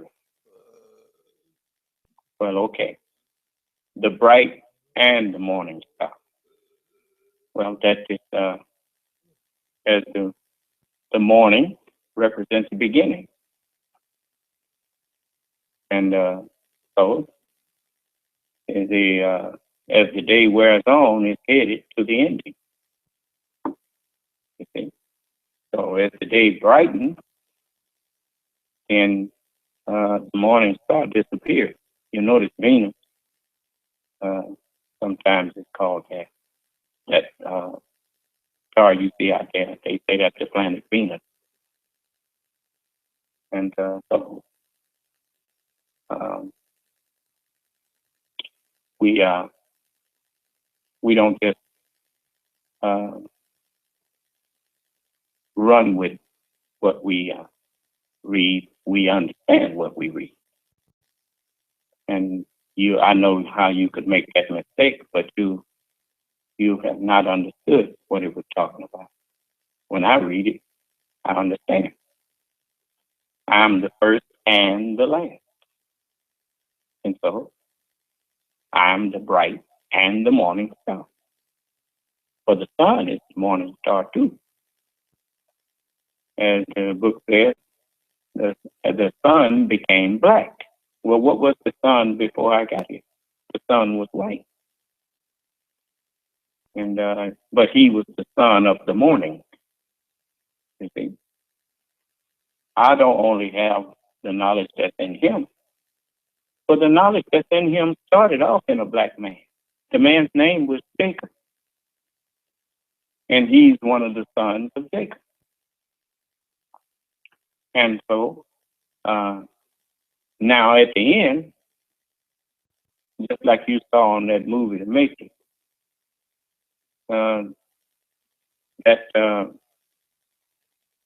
that wicked program called Smith, he was about to destroy everything.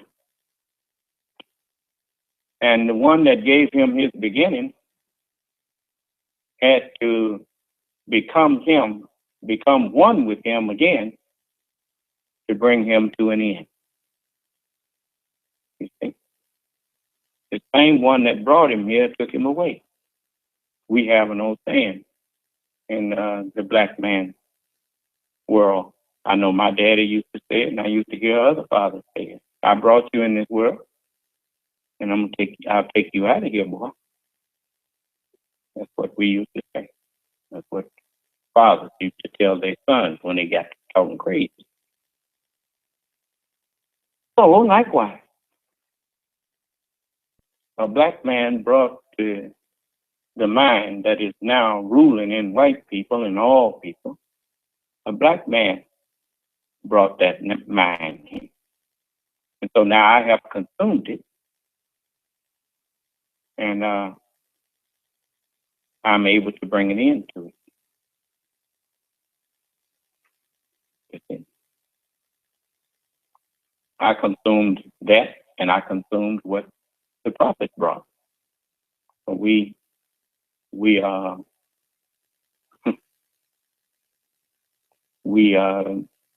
made profit. And so, as says that the Lord God, He made two great lights, and one to rule over the day, and one to rule over the night. And so we made the prophet for the day of judgment, and we made the devil for the night of majesty. For a time when darkness and ignorance would reign over man, and a deceiver could deceive man until we produced an immunity to it. And each prophet was the beginning of an immunity to being deceived by the devil, by a delusional mind, one that devises illusion.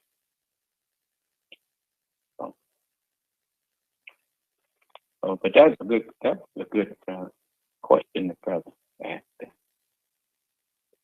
Yes, sir. He asked another question. He said, is it not the same both our sons? Yeah. I just told you that. Why you think it says in Revelation, the 6th chapter, it says, and the sun became black? Well, what color was the sun before? The sun was the white man. And at one time, the sun was the Chinese people. They had a little time when they were the center of knowledge. The Japanese people. As you notice, the sun, even when you see it up, sometimes the sun is orange, sometimes it's red, sometimes it's a white disk, and sometimes it's a yellowish color. So it's the same sun. It's just that, all people, you look at people as yellow, white, brown, and black, when in reality, they are all the same man. They are just the black man and different parts of the black man. That's all. Everybody on the earth is the family of the black man.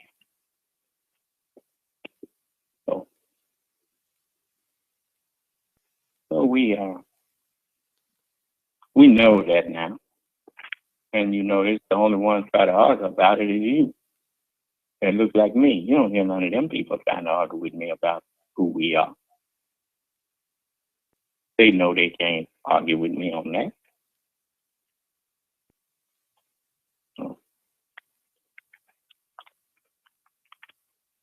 So, you know, because I could ask them one question, and they would stop their mouth. And they got sense enough to shut up. And if you were not dead to the knowledge of everything, you would have sense enough to shut up. But the more I answer you, the more you get angry and try to find something that you can argue about. So I don't spend a whole lot of time trying to argue with you because it does no good. You're too busy. And even when you ask a question, you're not even listening to the answer. A lot of you just, once I start answering, you start thinking about something else. You ain't paying me no attention. So, but anyway, I do what I have to do. It's my job, so I'm doing my job.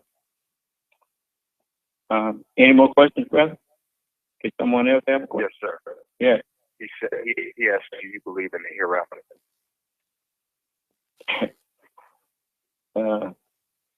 The hereafter is always tomorrow is here.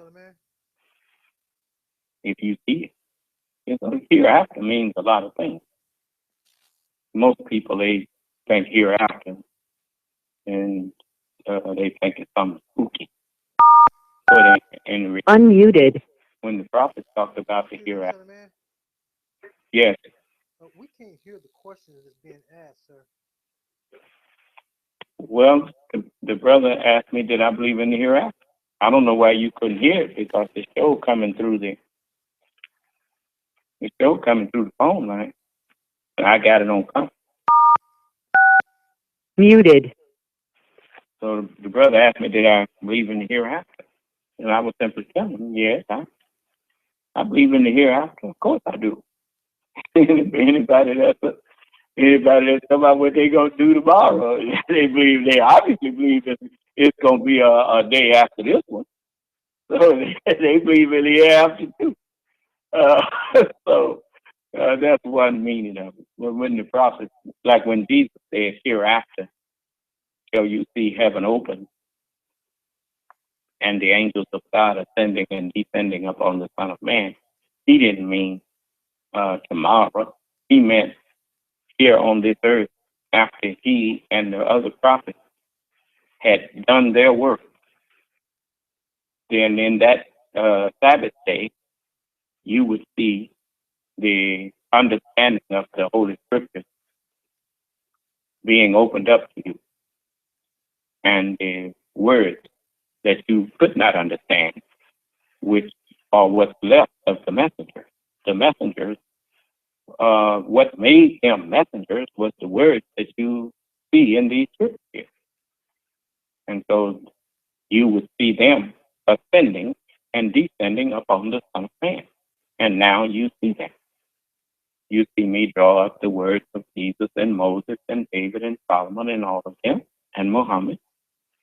And as I draw them up off of the page and I open my mouth and I speak with their words, yet I speak their words in a way that you can understand.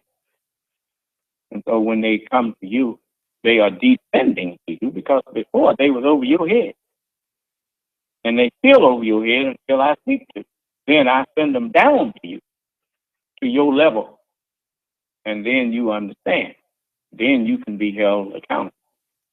That's why it's called the day of judgment. There can't be no judgment if you don't know the truth. So I'm giving you the truth. And it's up to you how you act after I give you the truth. Any more questions? Yes, sir. He asked, do you believe in the day of judgment as far as what the Quran says? The day of judgment is what you're living in now. Yes, if I didn't believe it, I would not be talking about it. this is the day where the world is being judged. That's why everybody is telling the truth on this earth. That's why you can't hide nothing that you are doing. Just like what I just said about you all not listening. And you know that you asked me a question that I had just answered. And like I said, you know, you asked me a question, and I had already just answered that. And I believe in the judgment. I even told you that you can't be judged unless you know the truth. So the day of judgment is the day where everybody will know the truth. Then can't nobody blame nobody else for being lost. Only thing you'll be able to blame is yourself for not accepting me. So, any more questions? Yes, sir. Someone else asked, are you claiming to be God, Elijah Muhammad, or what? It sounds like you're trying to imitate Elijah Muhammad. When did you ever hear the Honorable Elijah Muhammad speak anything that you hear me saying in the way that I'm saying? Certainly, if I'm imitating somebody, then that means that I'm just speaking the same thing they said. The Honorable Elijah Muhammad never taught you what I'm teaching you. The Honorable Elijah Muhammad only told you that you should be looking for me. As the Honorable Elijah Muhammad, I have him here to bear me witness. We don't have to make up a lie. The only people that have to make up a lie is somebody who ain't telling you the truth. Let's see here. Let's go to it.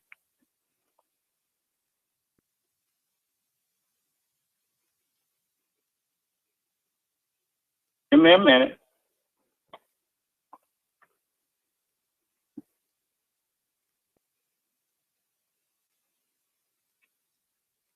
Yeah, I like to prove what I say. I don't just say stuff. Unless you hear messenger tell you who's coming behind him. I do, that's that.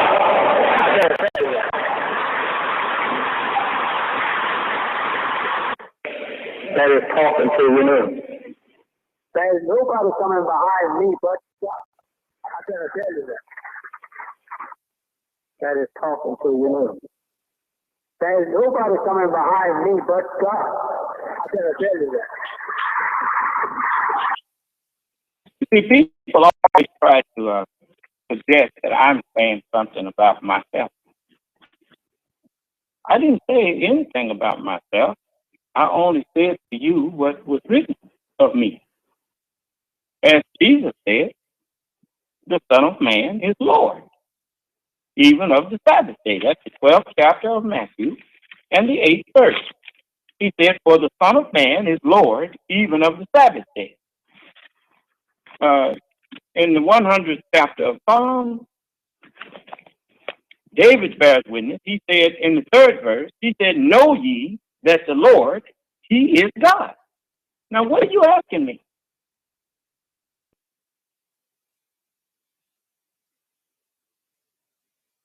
I'm the Son of Man. Now, what are you saying? I didn't say nothing about myself. They said it.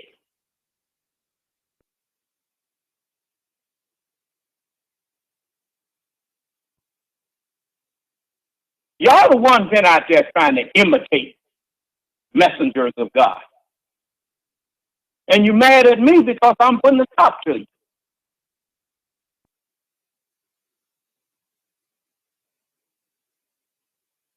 I noticed. Don't none of you come in here and give me the chance to question you. Since you claim to know so much, how come you don't tell me to question you? I'll tell you why. Because the first question I ask you would make you stumble. You can't ask me nothing to make me stumble. All of them bear me witness. That's what they were told to do. Jesus even told you, you got to run around here lying on Jesus. Somebody he came to save you and die for you. Jesus said, For this cause came I into the world, to this end was I born, that I should bear witness unto the truth. Jesus hath borne witness unto me. So hath Prophet Muhammad. All of the messengers of God bore witness to me. The Honorable Elijah Muhammad in another place, he told you, he said, let me see here, the judgment of the world. You know, I keep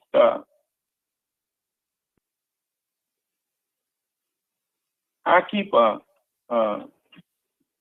little fire around just for people who think that they can make a lie out of me.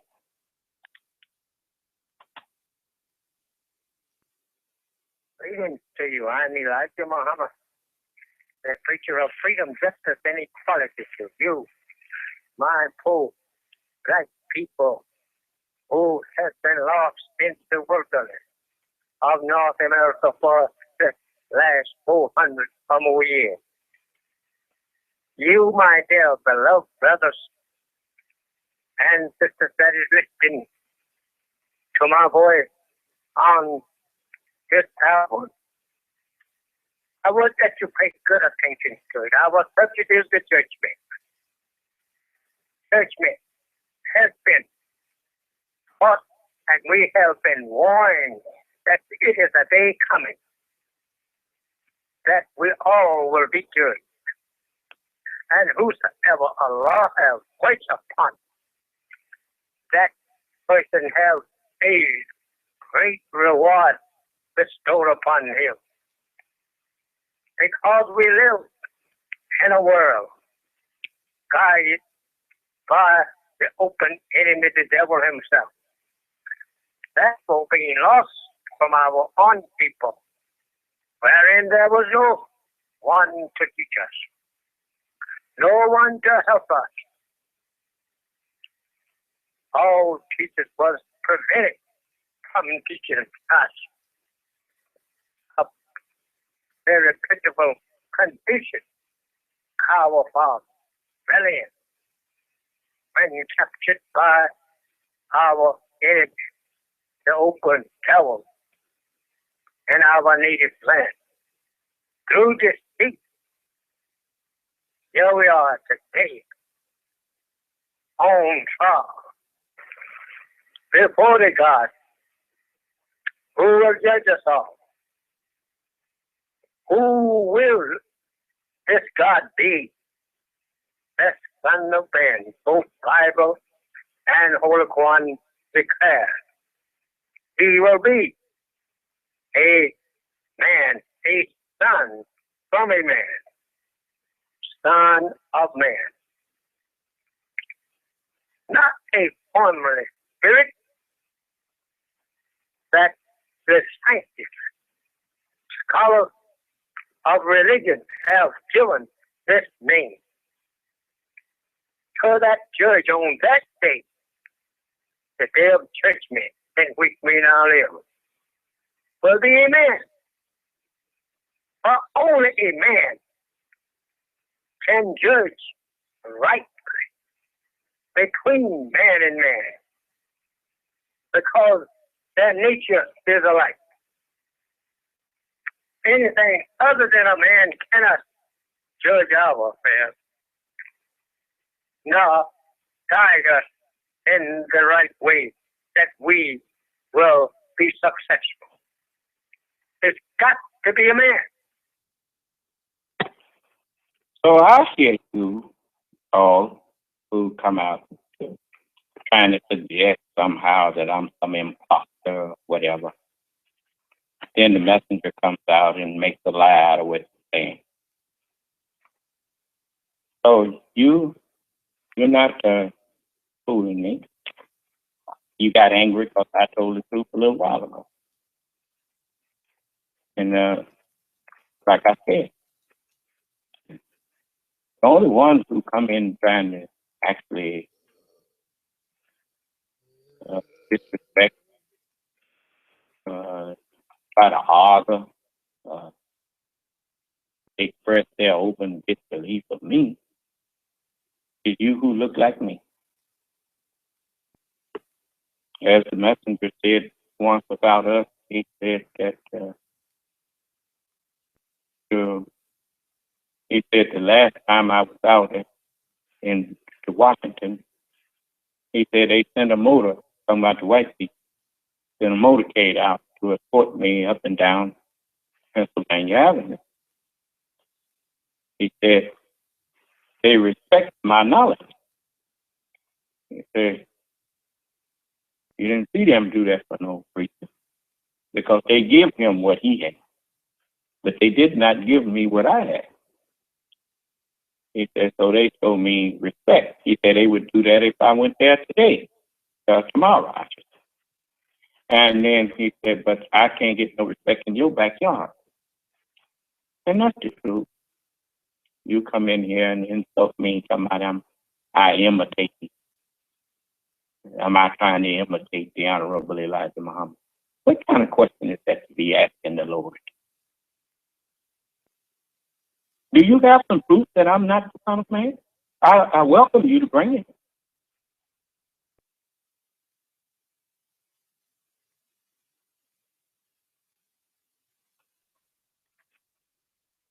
Is he typing? Brother Jamal? Yes, sir. Yes, sir. He's throwing insults now. Yeah, I know. That's what they do. And, that's the way a dog does when you embarrass him. He starts barking and backing up. The number to the conference room is area code 605-562-3140. And the access code is 869-571. And then you push the pound key.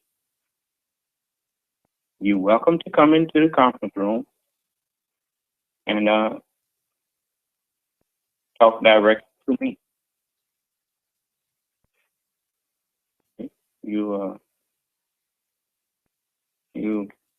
I don't run from people who disagree with me. I welcome them. I just don't welcome your insult.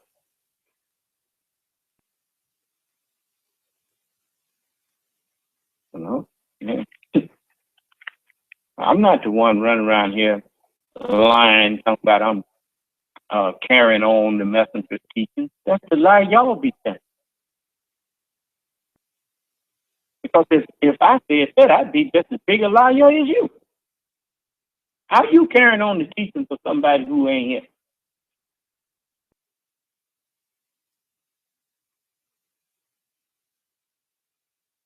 When the Honorable Elijah Muhammad was here, every minister of the Honorable Elijah Muhammad was telling you he was carrying on the teachings of the Honorable Elijah Muhammad.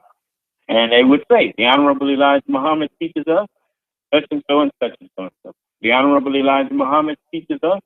I remember at the end of every meeting, they would say, the Honorable Elijah Muhammad teaches us to never be the aggressor upon any man. Always go in the way of peace. But if you are attacked, fight with those that fight with you. And when they cease fighting with you, then you cease fighting with them. And they would always say, the Honorable Elijah Muhammad teaches us. But you can't say the Honorable Elijah Muhammad teaching you now because the Honorable Elijah Muhammad passed away. He's not here. He told you who's coming after him. Now, if you have some proof that I'm not that one, then you come in and show it. And, because I'm, as far as I can see, that it's me. And I will show my evidence that it's me. And then you show me evidence that it's not me.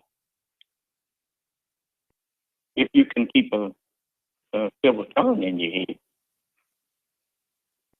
But I know all you know how to do is curse somebody out while you.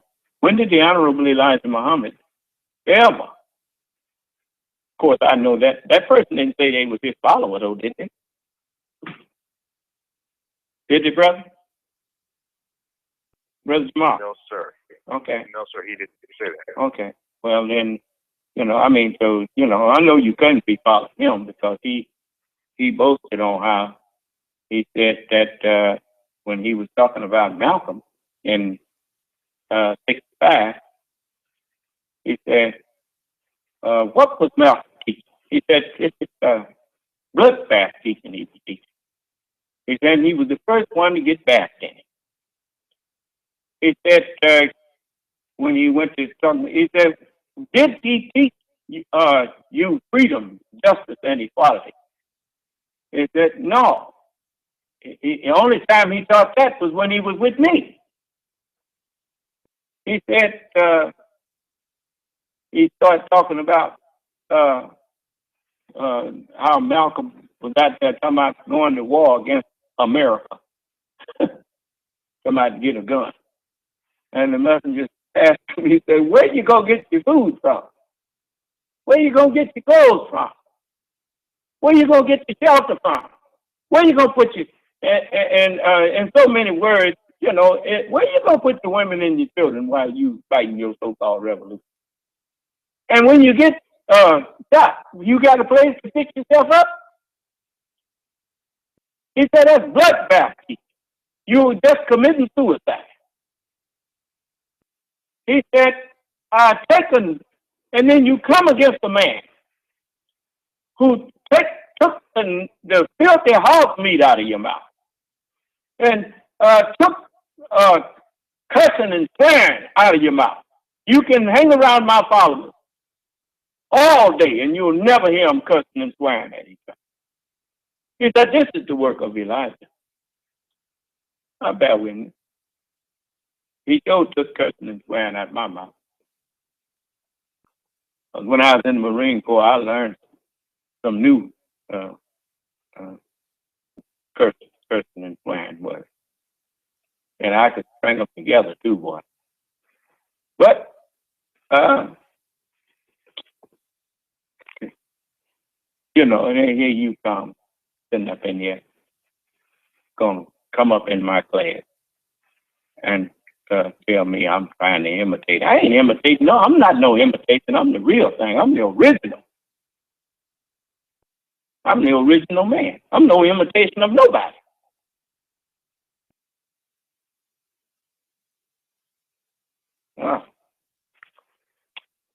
So,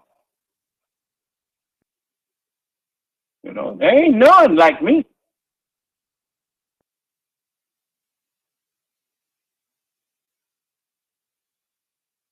You better try to get like me. So, anybody else, bro? You can erase what he cussing and going on. Nobody want to hear that. Don't be putting that lady and that stuff on our site. Yes, sir. Yeah.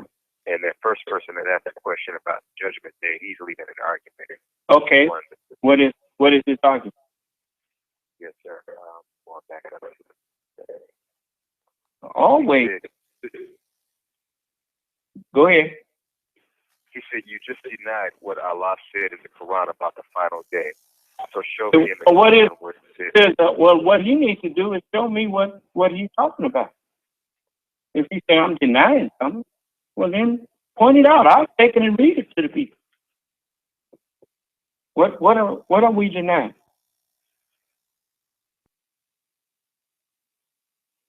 Tell me where it I'll read it. And if I'm wrong, I'll admit it. So what is it that I'm denying?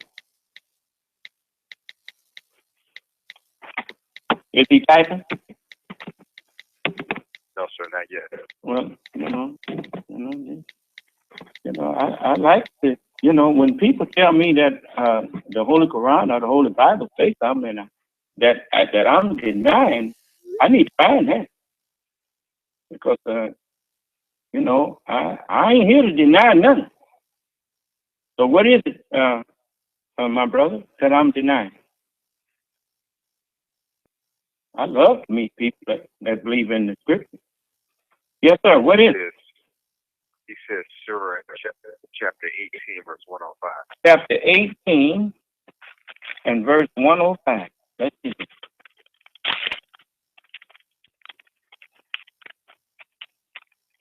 Yeah. Don't ever ignore somebody when they tell you that something in Allah's word is contradicting you. You better go in there and find it. Chapter 18, verse 105. Let's see here. It says,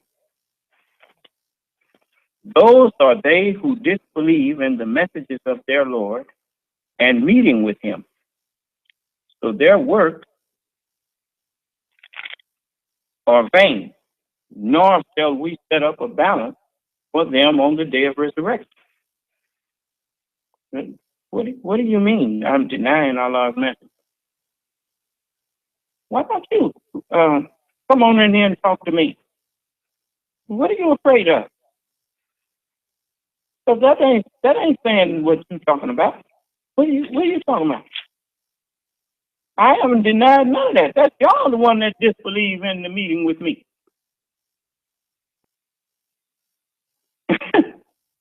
That's you. That ain't me. So now he says, verse 106. 106? Okay.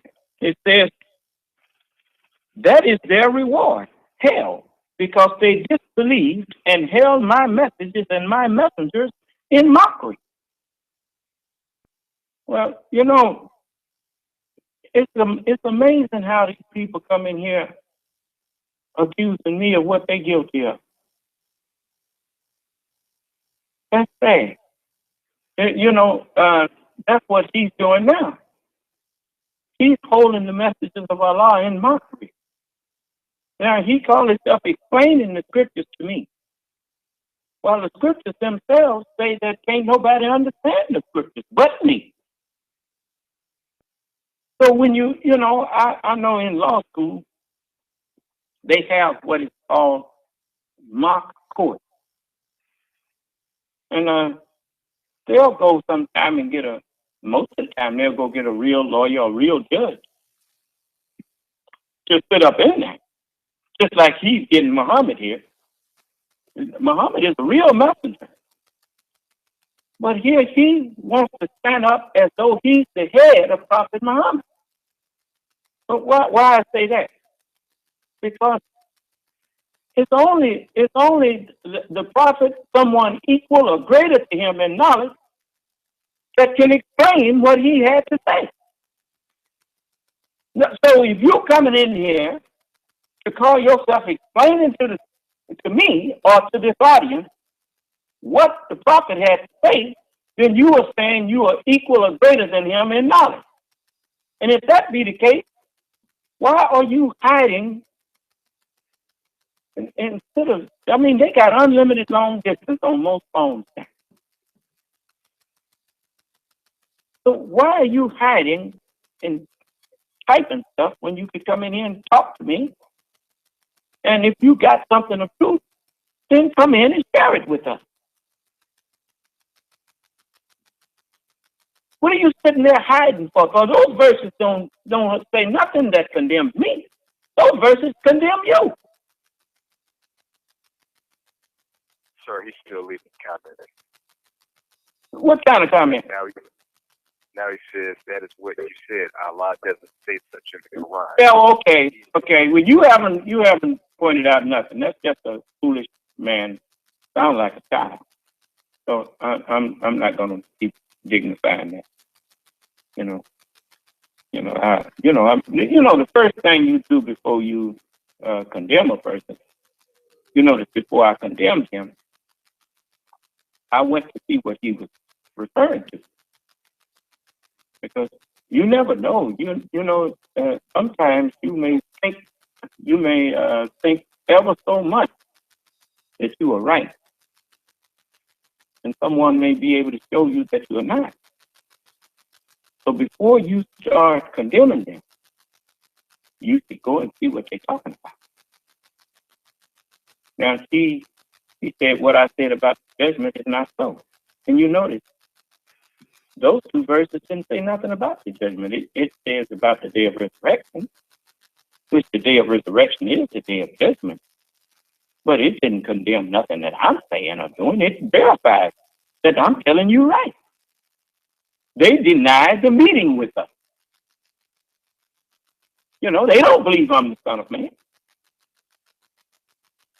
That's because he's happy with this world. And he knows that if I'm the Son of Man, then I'm here to bring it into this world and its way of thinking and its way of doing. And so if he ain't ready to stop what he's doing, he hates me. And because he's in love with this world and its way. So they are displeased with the meeting with the Son of Man and all the holy angels. As the book says, when the Son of Man shall come in his glory, and all the holy angels with him. All the holy scriptures are with me. And so he makes up a lie to tell you about in the scripture. And everything he turned to, it condemning him. So pitiful thing. So, you know, it reminds me of something I saw in the movie Dune. At the end, when the young man discovered that he was the supreme being, he he gave the emperor order to send all of his ships back home. And the emperor went to say something to him, and the little fellows that had learned about folding space and everything, the ones who was actually giving the emperor orders, told him to stop your talk. And the emperor shut up. You notice the white man, he shut up at me. And but that little foolish Bene Gesserit had to be shown. And so he went to trying to use the voice on him. And he told her, he hollered at her. And he told her, he said, I'm familiar with your way. So now you get familiar with mine. I can kill with a word. And he set him out from that point on. And so, likewise, these people come in here, the only ones who are foolish enough to do that is, like I said, is the one that the white man made a fool out of for the past 400 years. You run around here and you talk about how you love black, but you don't have no respect for black. You know, I'm old enough to be most of them's daddy that come in here talking. And instead of showing me the respect, they come in because I'm black like them. They don't think they need to show me no respect. And yet they say they love black people. If all of us that you hear, how about we love black people? If you love black people so much, then why, when you go to the emergency room on the weekends and all during the week, are we putting each other in the hospital? Why you come out in front of our black people, our women and children, and you use all this profanity, cursing and swearing, and got all these youngsters talking gangster rap and all that foolishness. But you love black people. What, like a fox loves chicken? Is that how you love them? Why I can't get to help me to help my people? Since you say you love black people. You see me, you've been online, and I know you've seen some of what I'm doing, or maybe you haven't, because you don't want to see. Here I'm trying to help our people pool their resources and use their wealth and their brain power to help one another. and you claim you love black people. And why you don't want to help me to help those that you say you love? If you think that I'm joking. I remember once I called up Tom Pope, and because Tom Pope, he was kind of discussing a lot of our leadership. He was talking about the leadership, and he said, all of you collecting money and ain't none of you doing nothing. He said, if you're doing something, call up there. Tell me what you're doing. And so I called him up, and I said, Mr. Pope, this is the Son of Man, and we really are doing something for our people. And he got a little testy with me, and so I kind of fell out with him. I didn't go off on him or nothing, because he went to lecturing me on his broadcast, and I ain't gonna come in there and take over his broadcast and all that. So I know when to get up, So I was quiet, and so I went, and I was through with him until one day I was talking to Mr. Watkins, and Mr. Watkins told me that I said, man, what's with Tom Pope? He said, well, Son of Man, he has been a big help to me when I really was down sometime, and he has really helped me. I said, he did? And when RJ, when Mr. Watkins told me that Tom Pope had, gave him, sums of money to help keep things afloat from time to time, I told RJ, you can ask him. I mean, he may hear me now. And I told him, I said, well, if he helps you, brother, I said, I can get over what he done to me. I said, I can get over that. And from that point on, I thought about Tom Pope in a different way.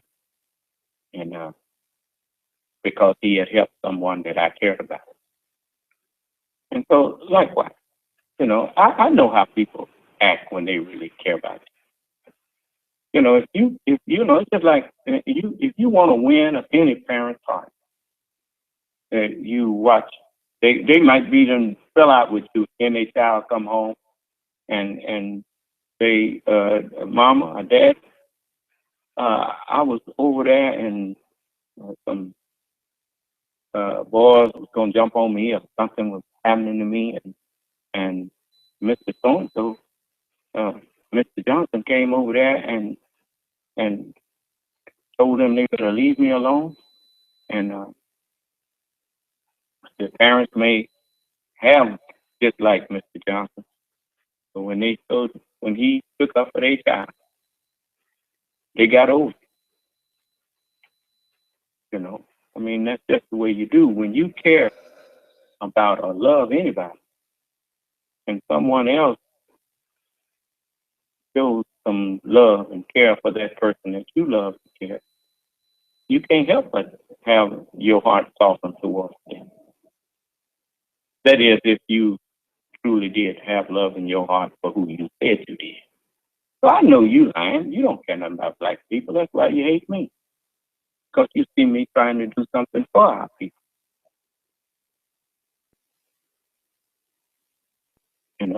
If it was that much love in the black community, it would be safe to walk around in the black community anywhere if you had real love for one another. Instead of someone being apprehensive when they make it to the black community and they black, they may be apprehensive before they get there. Once they get there, they say, "Oh man, I'm safe now. I'm with my people."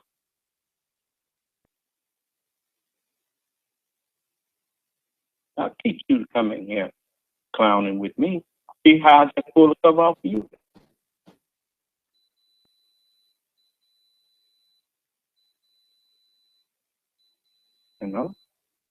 You see all these tornadoes and stuff, they ain't gonna be jumping over your community after a while.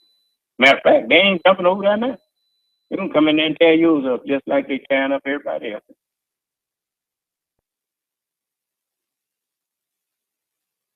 You know, just remember, when you make me your enemy, you make God your enemy. And you just remember that. I invited you to come in here and have a civilized, intelligent discussion with me. And instead, all you do is get back behind the fence and barking on the internet, from behind the internet fence. There you barking at me.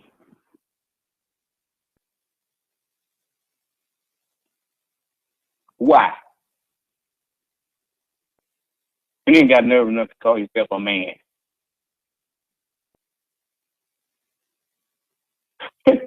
How many invitations do you receive from those talk show hosts to call them up and argue with them about anything?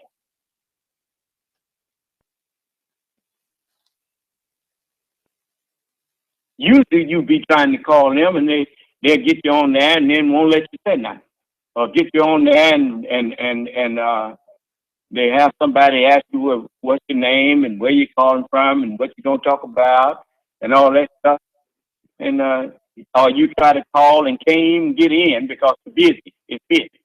They got a lot of callers on the line because everybody's just saying their little piece. The reason you don't call me is because you know I'm not going to run you off. You know I'm going to really talk to you. And if you thought you really had something of substance to share with the people, you would have called me. But you don't have nothing. All you have is a nasty attitude. That's why the second question in the student enrollment to me was, who is the colored man? And that we would call colored people back then. When the master first gave him that. Who is the colored man? Oh, the colored man is the Caucasian white man, or Yakub's grafted devil, the skunk of the planet Earth.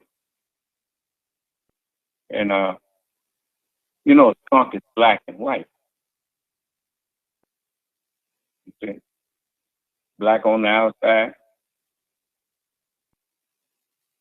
white on the inside. Attitude just stinks. Everywhere the skunk goes, he take his stinky attitude with him.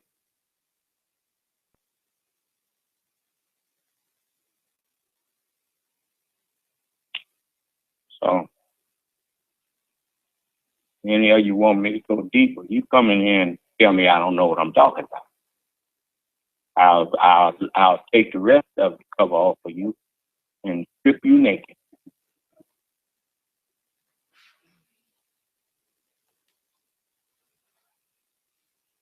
So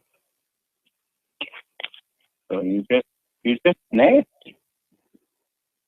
You won't let nobody do nothing for you.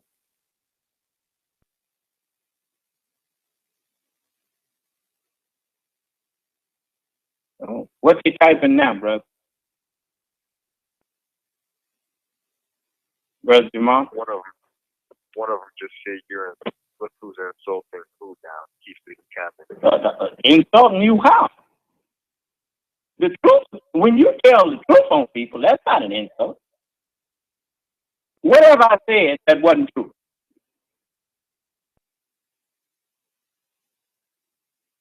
Point out what I've said that's not true.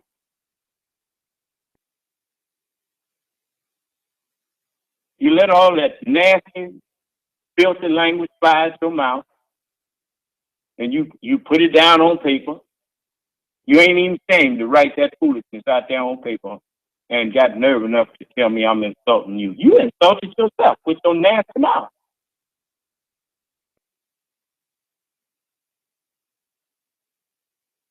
Now, your feelings hurt because I don't roll around in the mud with you.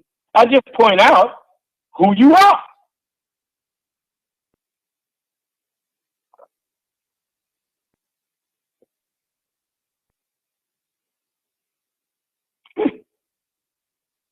Yeah. What they saying now, bro? Say wow. Yeah, wow, right. Wow is right, ain't it? Yeah, once you unmute, why don't you go and dial in here and talk to me like a man? I'll listen to you. I promise you, I'll listen to you. As long as you keep a civil tongue in your head, I will listen. I will let the people hear you, and I won't do nothing to you that I don't let y'all do to me. When you saying something, if you say something that don't make sense to me, I expect you to let me stop you and question you on what you said.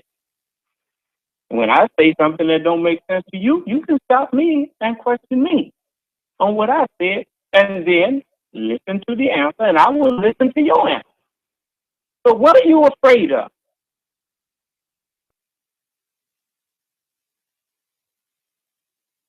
You see? You know? All you have to do is calm yourself down and get rid of, keep your nasty attitude, leave that out, and just come in here like a man and talk to me like a man. That's all. I'm like, wow. Wow, don't get it.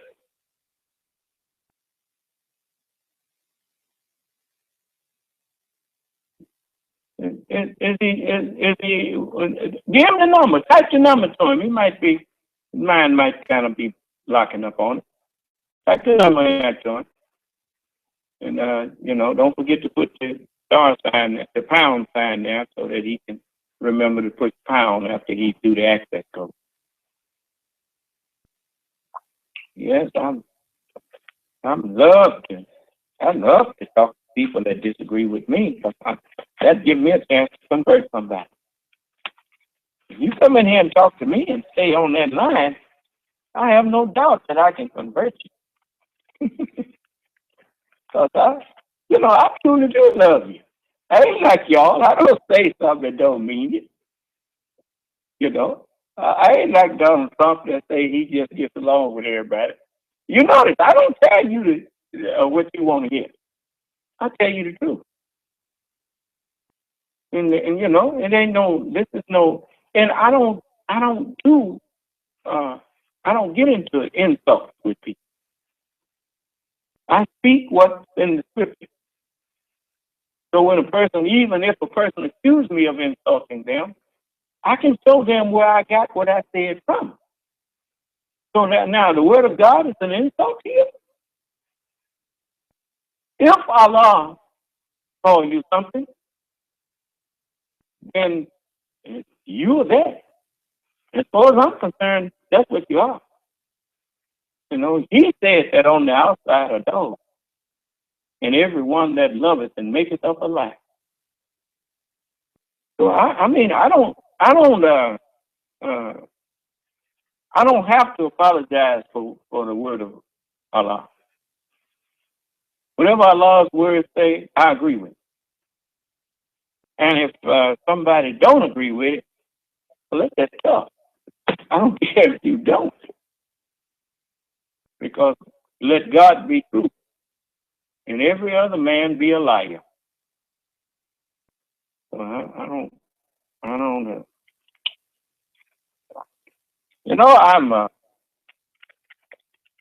Did you type it? Did you give it to him?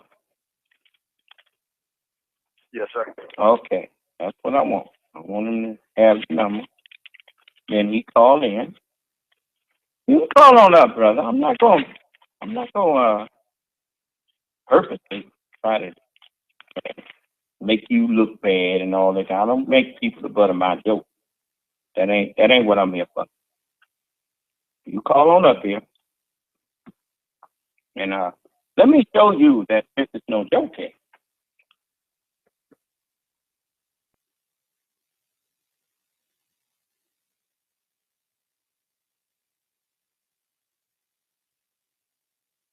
Give me a minute.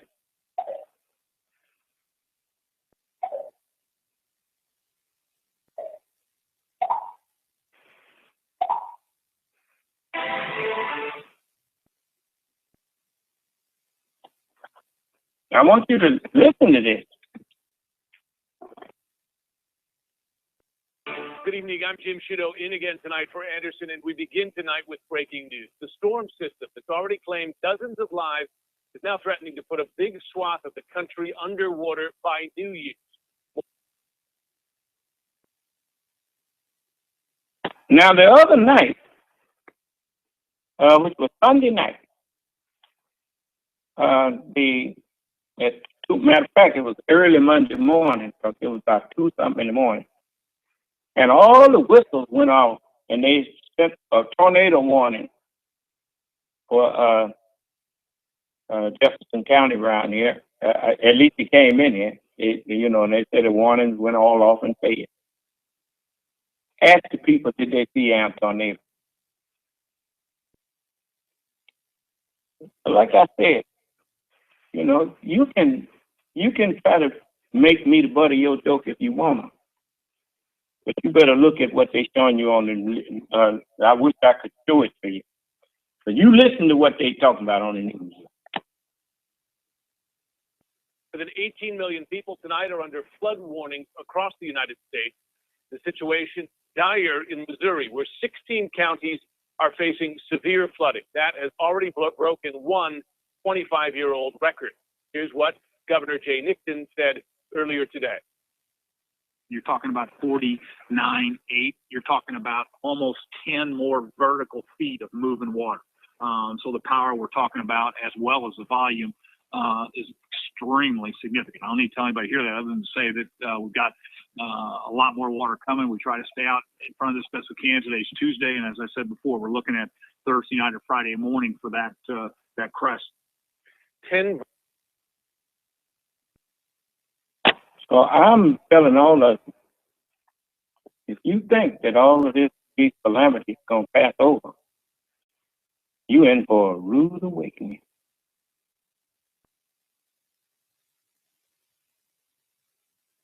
If you want these things to stop, help me to help my people. And I will pray to Allah to stop.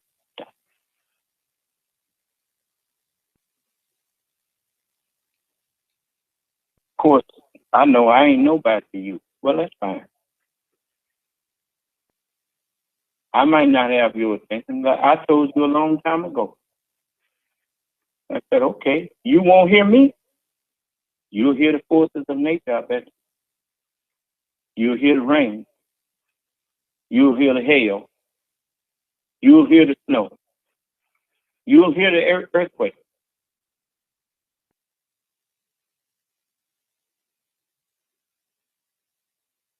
So you suit yourself.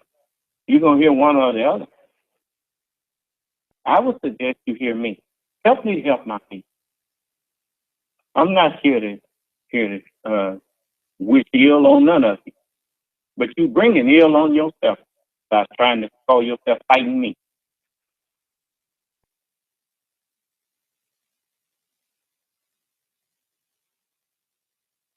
Okay.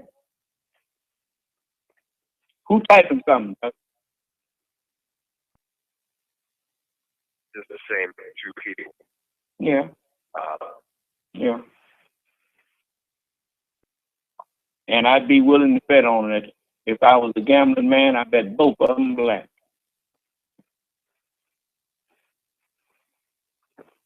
Told you we had wicked people around here ever before white folks came on the scene. I told you that. So, you gotta wake up. When the moon was put out there, wasn't no white folks around here. Wasn't nothing on the planet but black people. Hateful, disrespectful black people.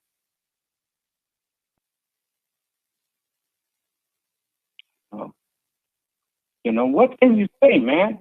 When you invite a person to come in with truth and show you what's wrong about what you're saying or doing, and they choose not to come in and say anything, but they sit up out there and hurl insults at you and put graffiti on your site and swearing and cursing and going on in here. And what do you do with people like that?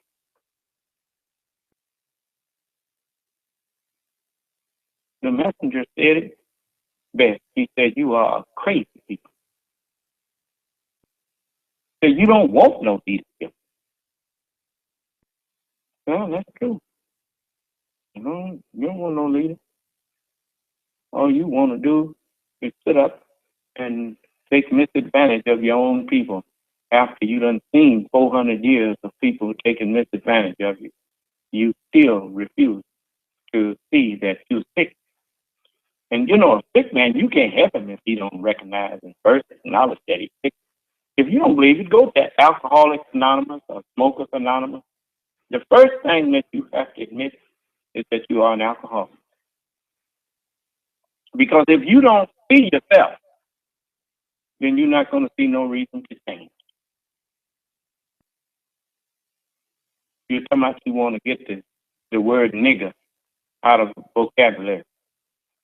But when you going to stop acting like that? If you keep acting the nigger, then you're never going to remove that N word from people's vocabulary because they calling you what you are.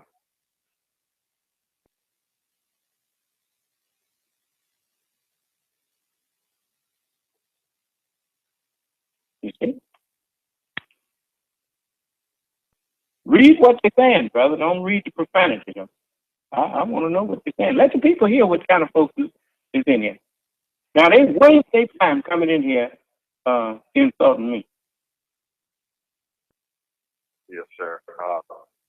The one of them says he has not disrespected you. He's just asking questions. Everybody read the comment. Everybody know the comment that you said. So they was cussing. Wasn't he cussing? That one right there, I don't like it. I'm talking about the other one. He was called himself defending the other one. You know, that's the one thing about this world.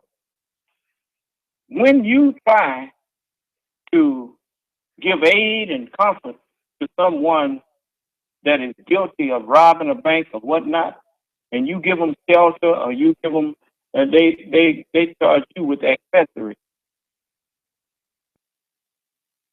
Because you can't on the one hand say that you are law abiding, and then you go along with somebody who has did something that is contrary to the law.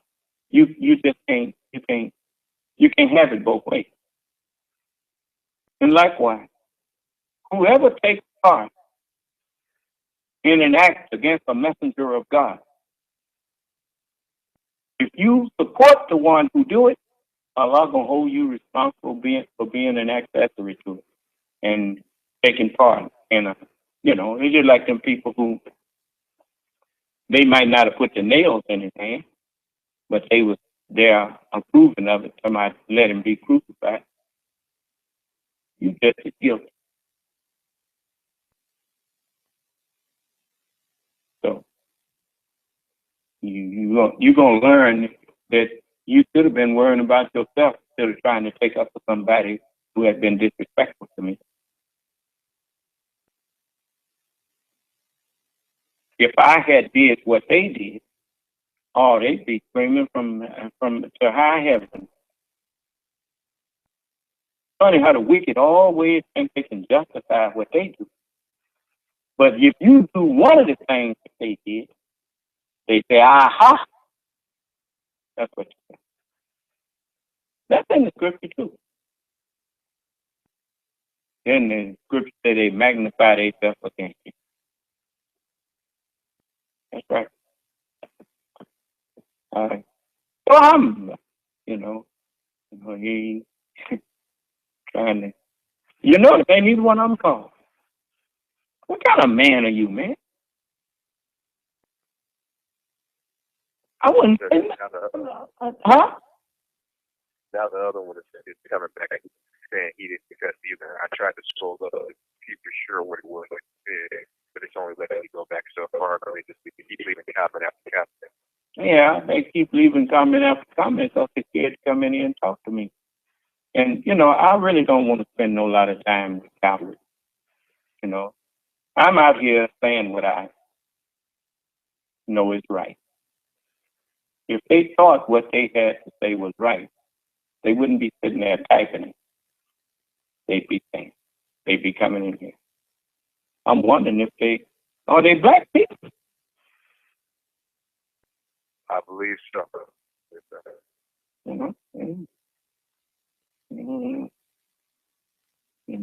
That show you how sick we are. So you can ignore them. Point on.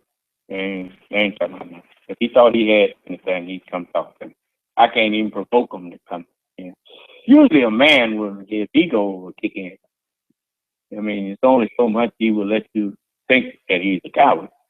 He would rather come in and tell you, no, I ain't scared of you now. And but I can't get him to come in here because he's scared. So what can I say? Did anyone else have something? You can get them to. You can just blot their stuff out. I ain't interested in nothing else they got to say.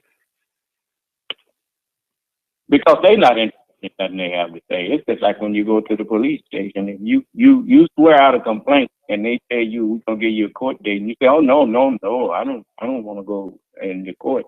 They tear up your complaint. Anything about you. So use a coward. Or you're lying. Either way, they ain't got no stomach for you. And I ain't got no stomach for you either. I can respect somebody who honestly disagrees with me. I had one little brother used to come in there and cuss me out and call me FOB. I got more respect for him than I do for him. Because at least he was man enough to come in here and say what he felt, that needed to be said to me. Son of man, you talking about me? That's all. You ain't got to. You don't do that no more. No, but I don't. I'm just saying. I had more respect for you, man, because at least you was a man about what you was doing. I respect any man that stand up and say what he thinks, because he's honest about it. Good boys don't believe what they're saying. They don't believe that. They don't really believe that what they're saying is right. Because if they did, they'd come on out here in front of the whole world and say it.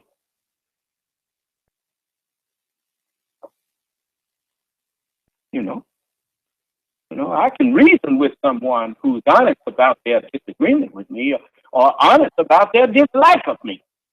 Because if a man is tell you honestly what he have against you, then it's up to you whether or not you want to try to make peace with it. Because he's being honest. Well, you said so-and-so and I don't like it. Or you did so-and-so and I don't like it.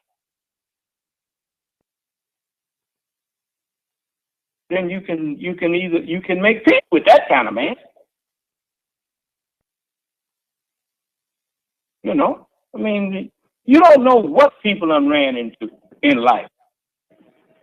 I done learned a long time ago, just because somebody, haven't you ever walked up to someone or you call somebody on the phone and they say, what? And you know you hadn't said nothing to them. Why would you get offended after you think about it? You might, if the best way to deal with that is to tell them, it wasn't me. They may start laughing. All I have to do is tell them, it wasn't me. I didn't do it. And they would generally say, oh, I'm sorry. I didn't mean to take it out on you. But if you start roaring back, who you hollering at? And, well, now you done exacerbated the situation. You see, so, just because a person disrespects you, sometimes they don't really mean that towards you. You just catching the aftermath of what they done been through with somebody else. And as many people as came out here lying in the name of being a Muslim, lying in the name of teaching Islam, I ain't surprised that people when they first meet me, got some cursing and swearing they want to do at me. I'm not surprised. Because they done met, I said, here come another nigga running around here to my Jesus. Look, nigga, that's what they say. And, when my little brother came, he said, you SOB, don't be coming. I'll tell you, you're SOB. And, I understand, and I'm old enough to understand how human beings react when they've been messed over. Once a person trusts you, put their trust in you in the name of you representing yourself as something, and then you mess over. The next person that come claiming to be what you claim to be, it makes it hard for them, especially if they are, if you was the hypocrite and that person that come behind you was the real thing. This is one of the reasons why some police officers who are decent human beings, they come behind some of these crooks that take joy in murdering people and getting away with it. Some of the better police officers, their lives, get put in danger. And they get a lot of blame that should not be on them. But the point that I'm making is, when a person is honest with you, when a person is honest with me about what they disagree with me about, I'm ready to discuss it with them and then show them not only what I said, but where I got it from and what other place that makes me say that it means this or it means that. I don't have no private interpretation of the Word of God. All of the things that I tell you about the Word of Allah is in the Word of Allah from one of His prophets or from a group of them. But if they didn't say it, I can't say it. Well, I was told to speak with His Word. I wasn't told to speak with my own. I was told to speak with His Word. He said, Son of man, take the book and eat it up and go and speak with my words unto them. So that's what I do.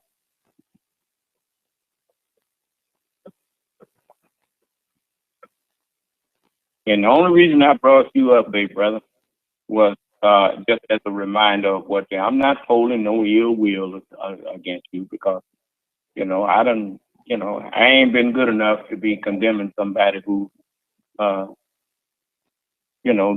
did a little trespass or wrong against me.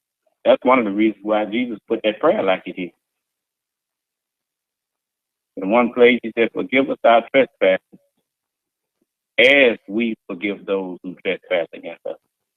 Because if you don't forgive nobody, you ain't no sense in thinking that Allah ain't going to forgive you. No, He's not.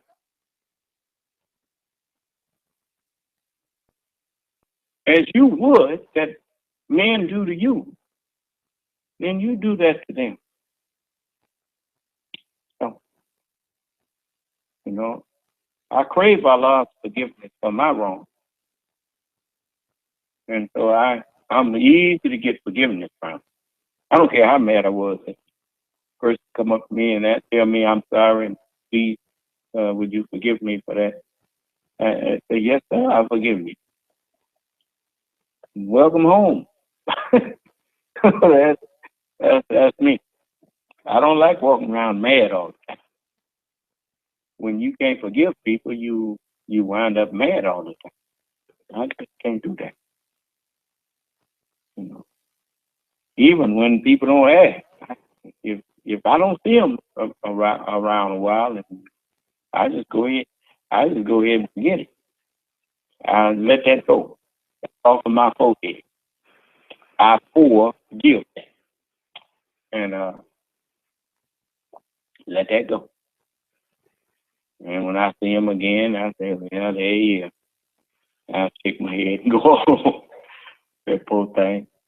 But I'm not going to walk around here with no attitude all day long. Man, that's terrible. Anyway, it's late.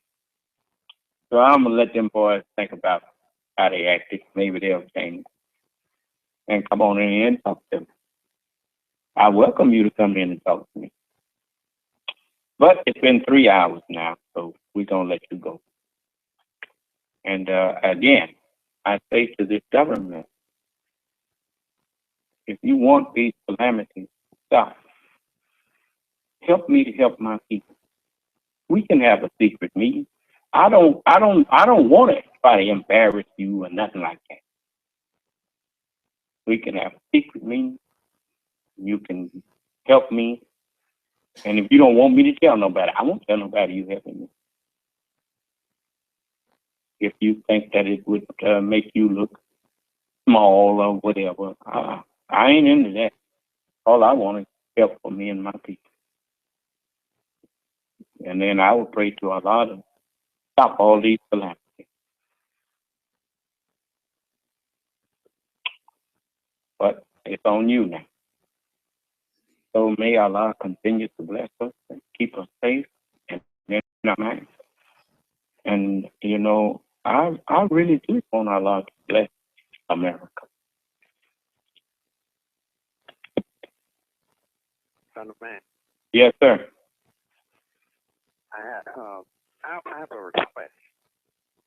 What is it?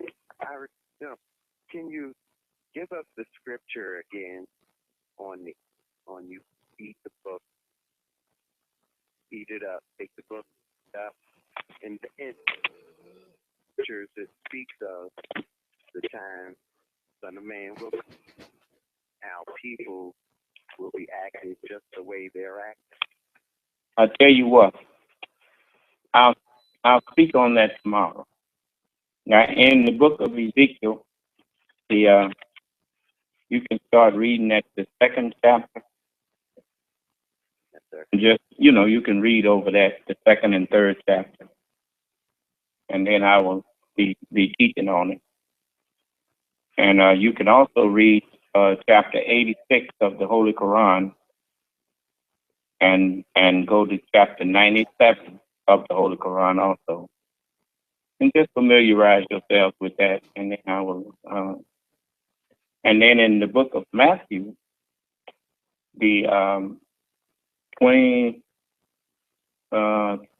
chapter, and then in the book of Luke, chapter 17, and around the 22nd to the 27th verse. Okay. And thank you. That way, I do like teachers used to do. I tell you, go and read a chapter and go and read something. Then we discuss it in class. Okay. Thank you, Son of Man. You're welcome. Allah. Wa alaikum salam. Now, I want to say to them two brothers that was in there backing each other up in wrongdoing. I don't hate you, but I do hate what you're doing. And I'm asking you to stop.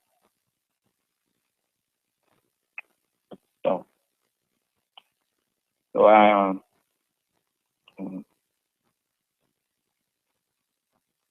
my prayers mean something to Allah. When I heard all that wind roaring and stuff out there, I asked Allah to remember us again. Please make this stuff blow over here quickly and without any damage to our property or our person. And that's exactly what he did. Next thing I knew, it got so quiet out there. And I said, thank you. No. I don't like people to think that I'm more than I am. No. Allah controls, just like with you and me. Our conscious mind does not control our immune system. The immune system is called autoimmune system.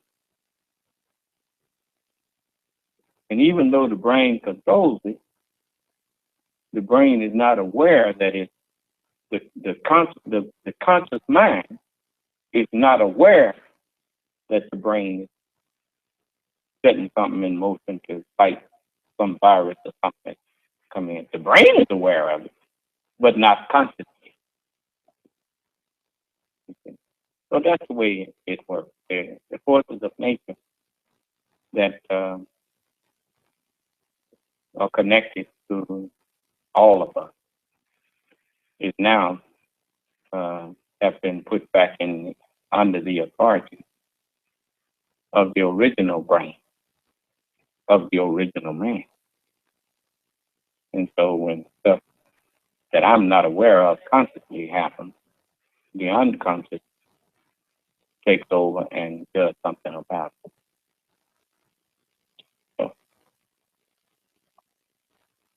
So if you want to stop all of these things that hitting the world, this ain't just happening in America. China been catching it, earthquakes and all kinds of stuff happening over there. All around the world catching it. Europe catching it. Everybody catching it. Help me to help my people, and I will ask Allah to stop all these calamities. Help me to help my people. So, yes. Wa alaikum assalam. What's the best way to be with your work today? Get behind me and stay there. There ain't no safe place outside of my circle.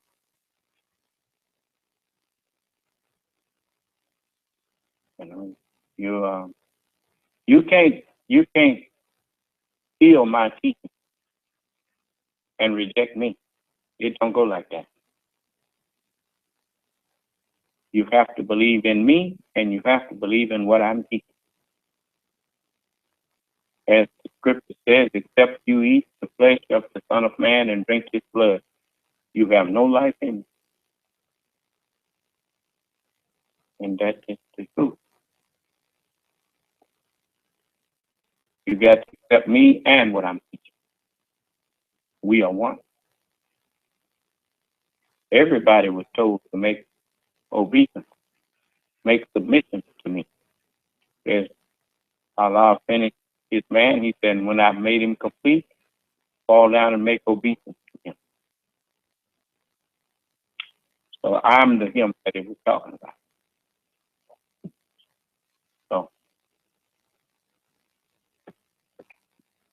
So I'll teach on these things tomorrow, and you all can, I'll give you something substantial to stand on.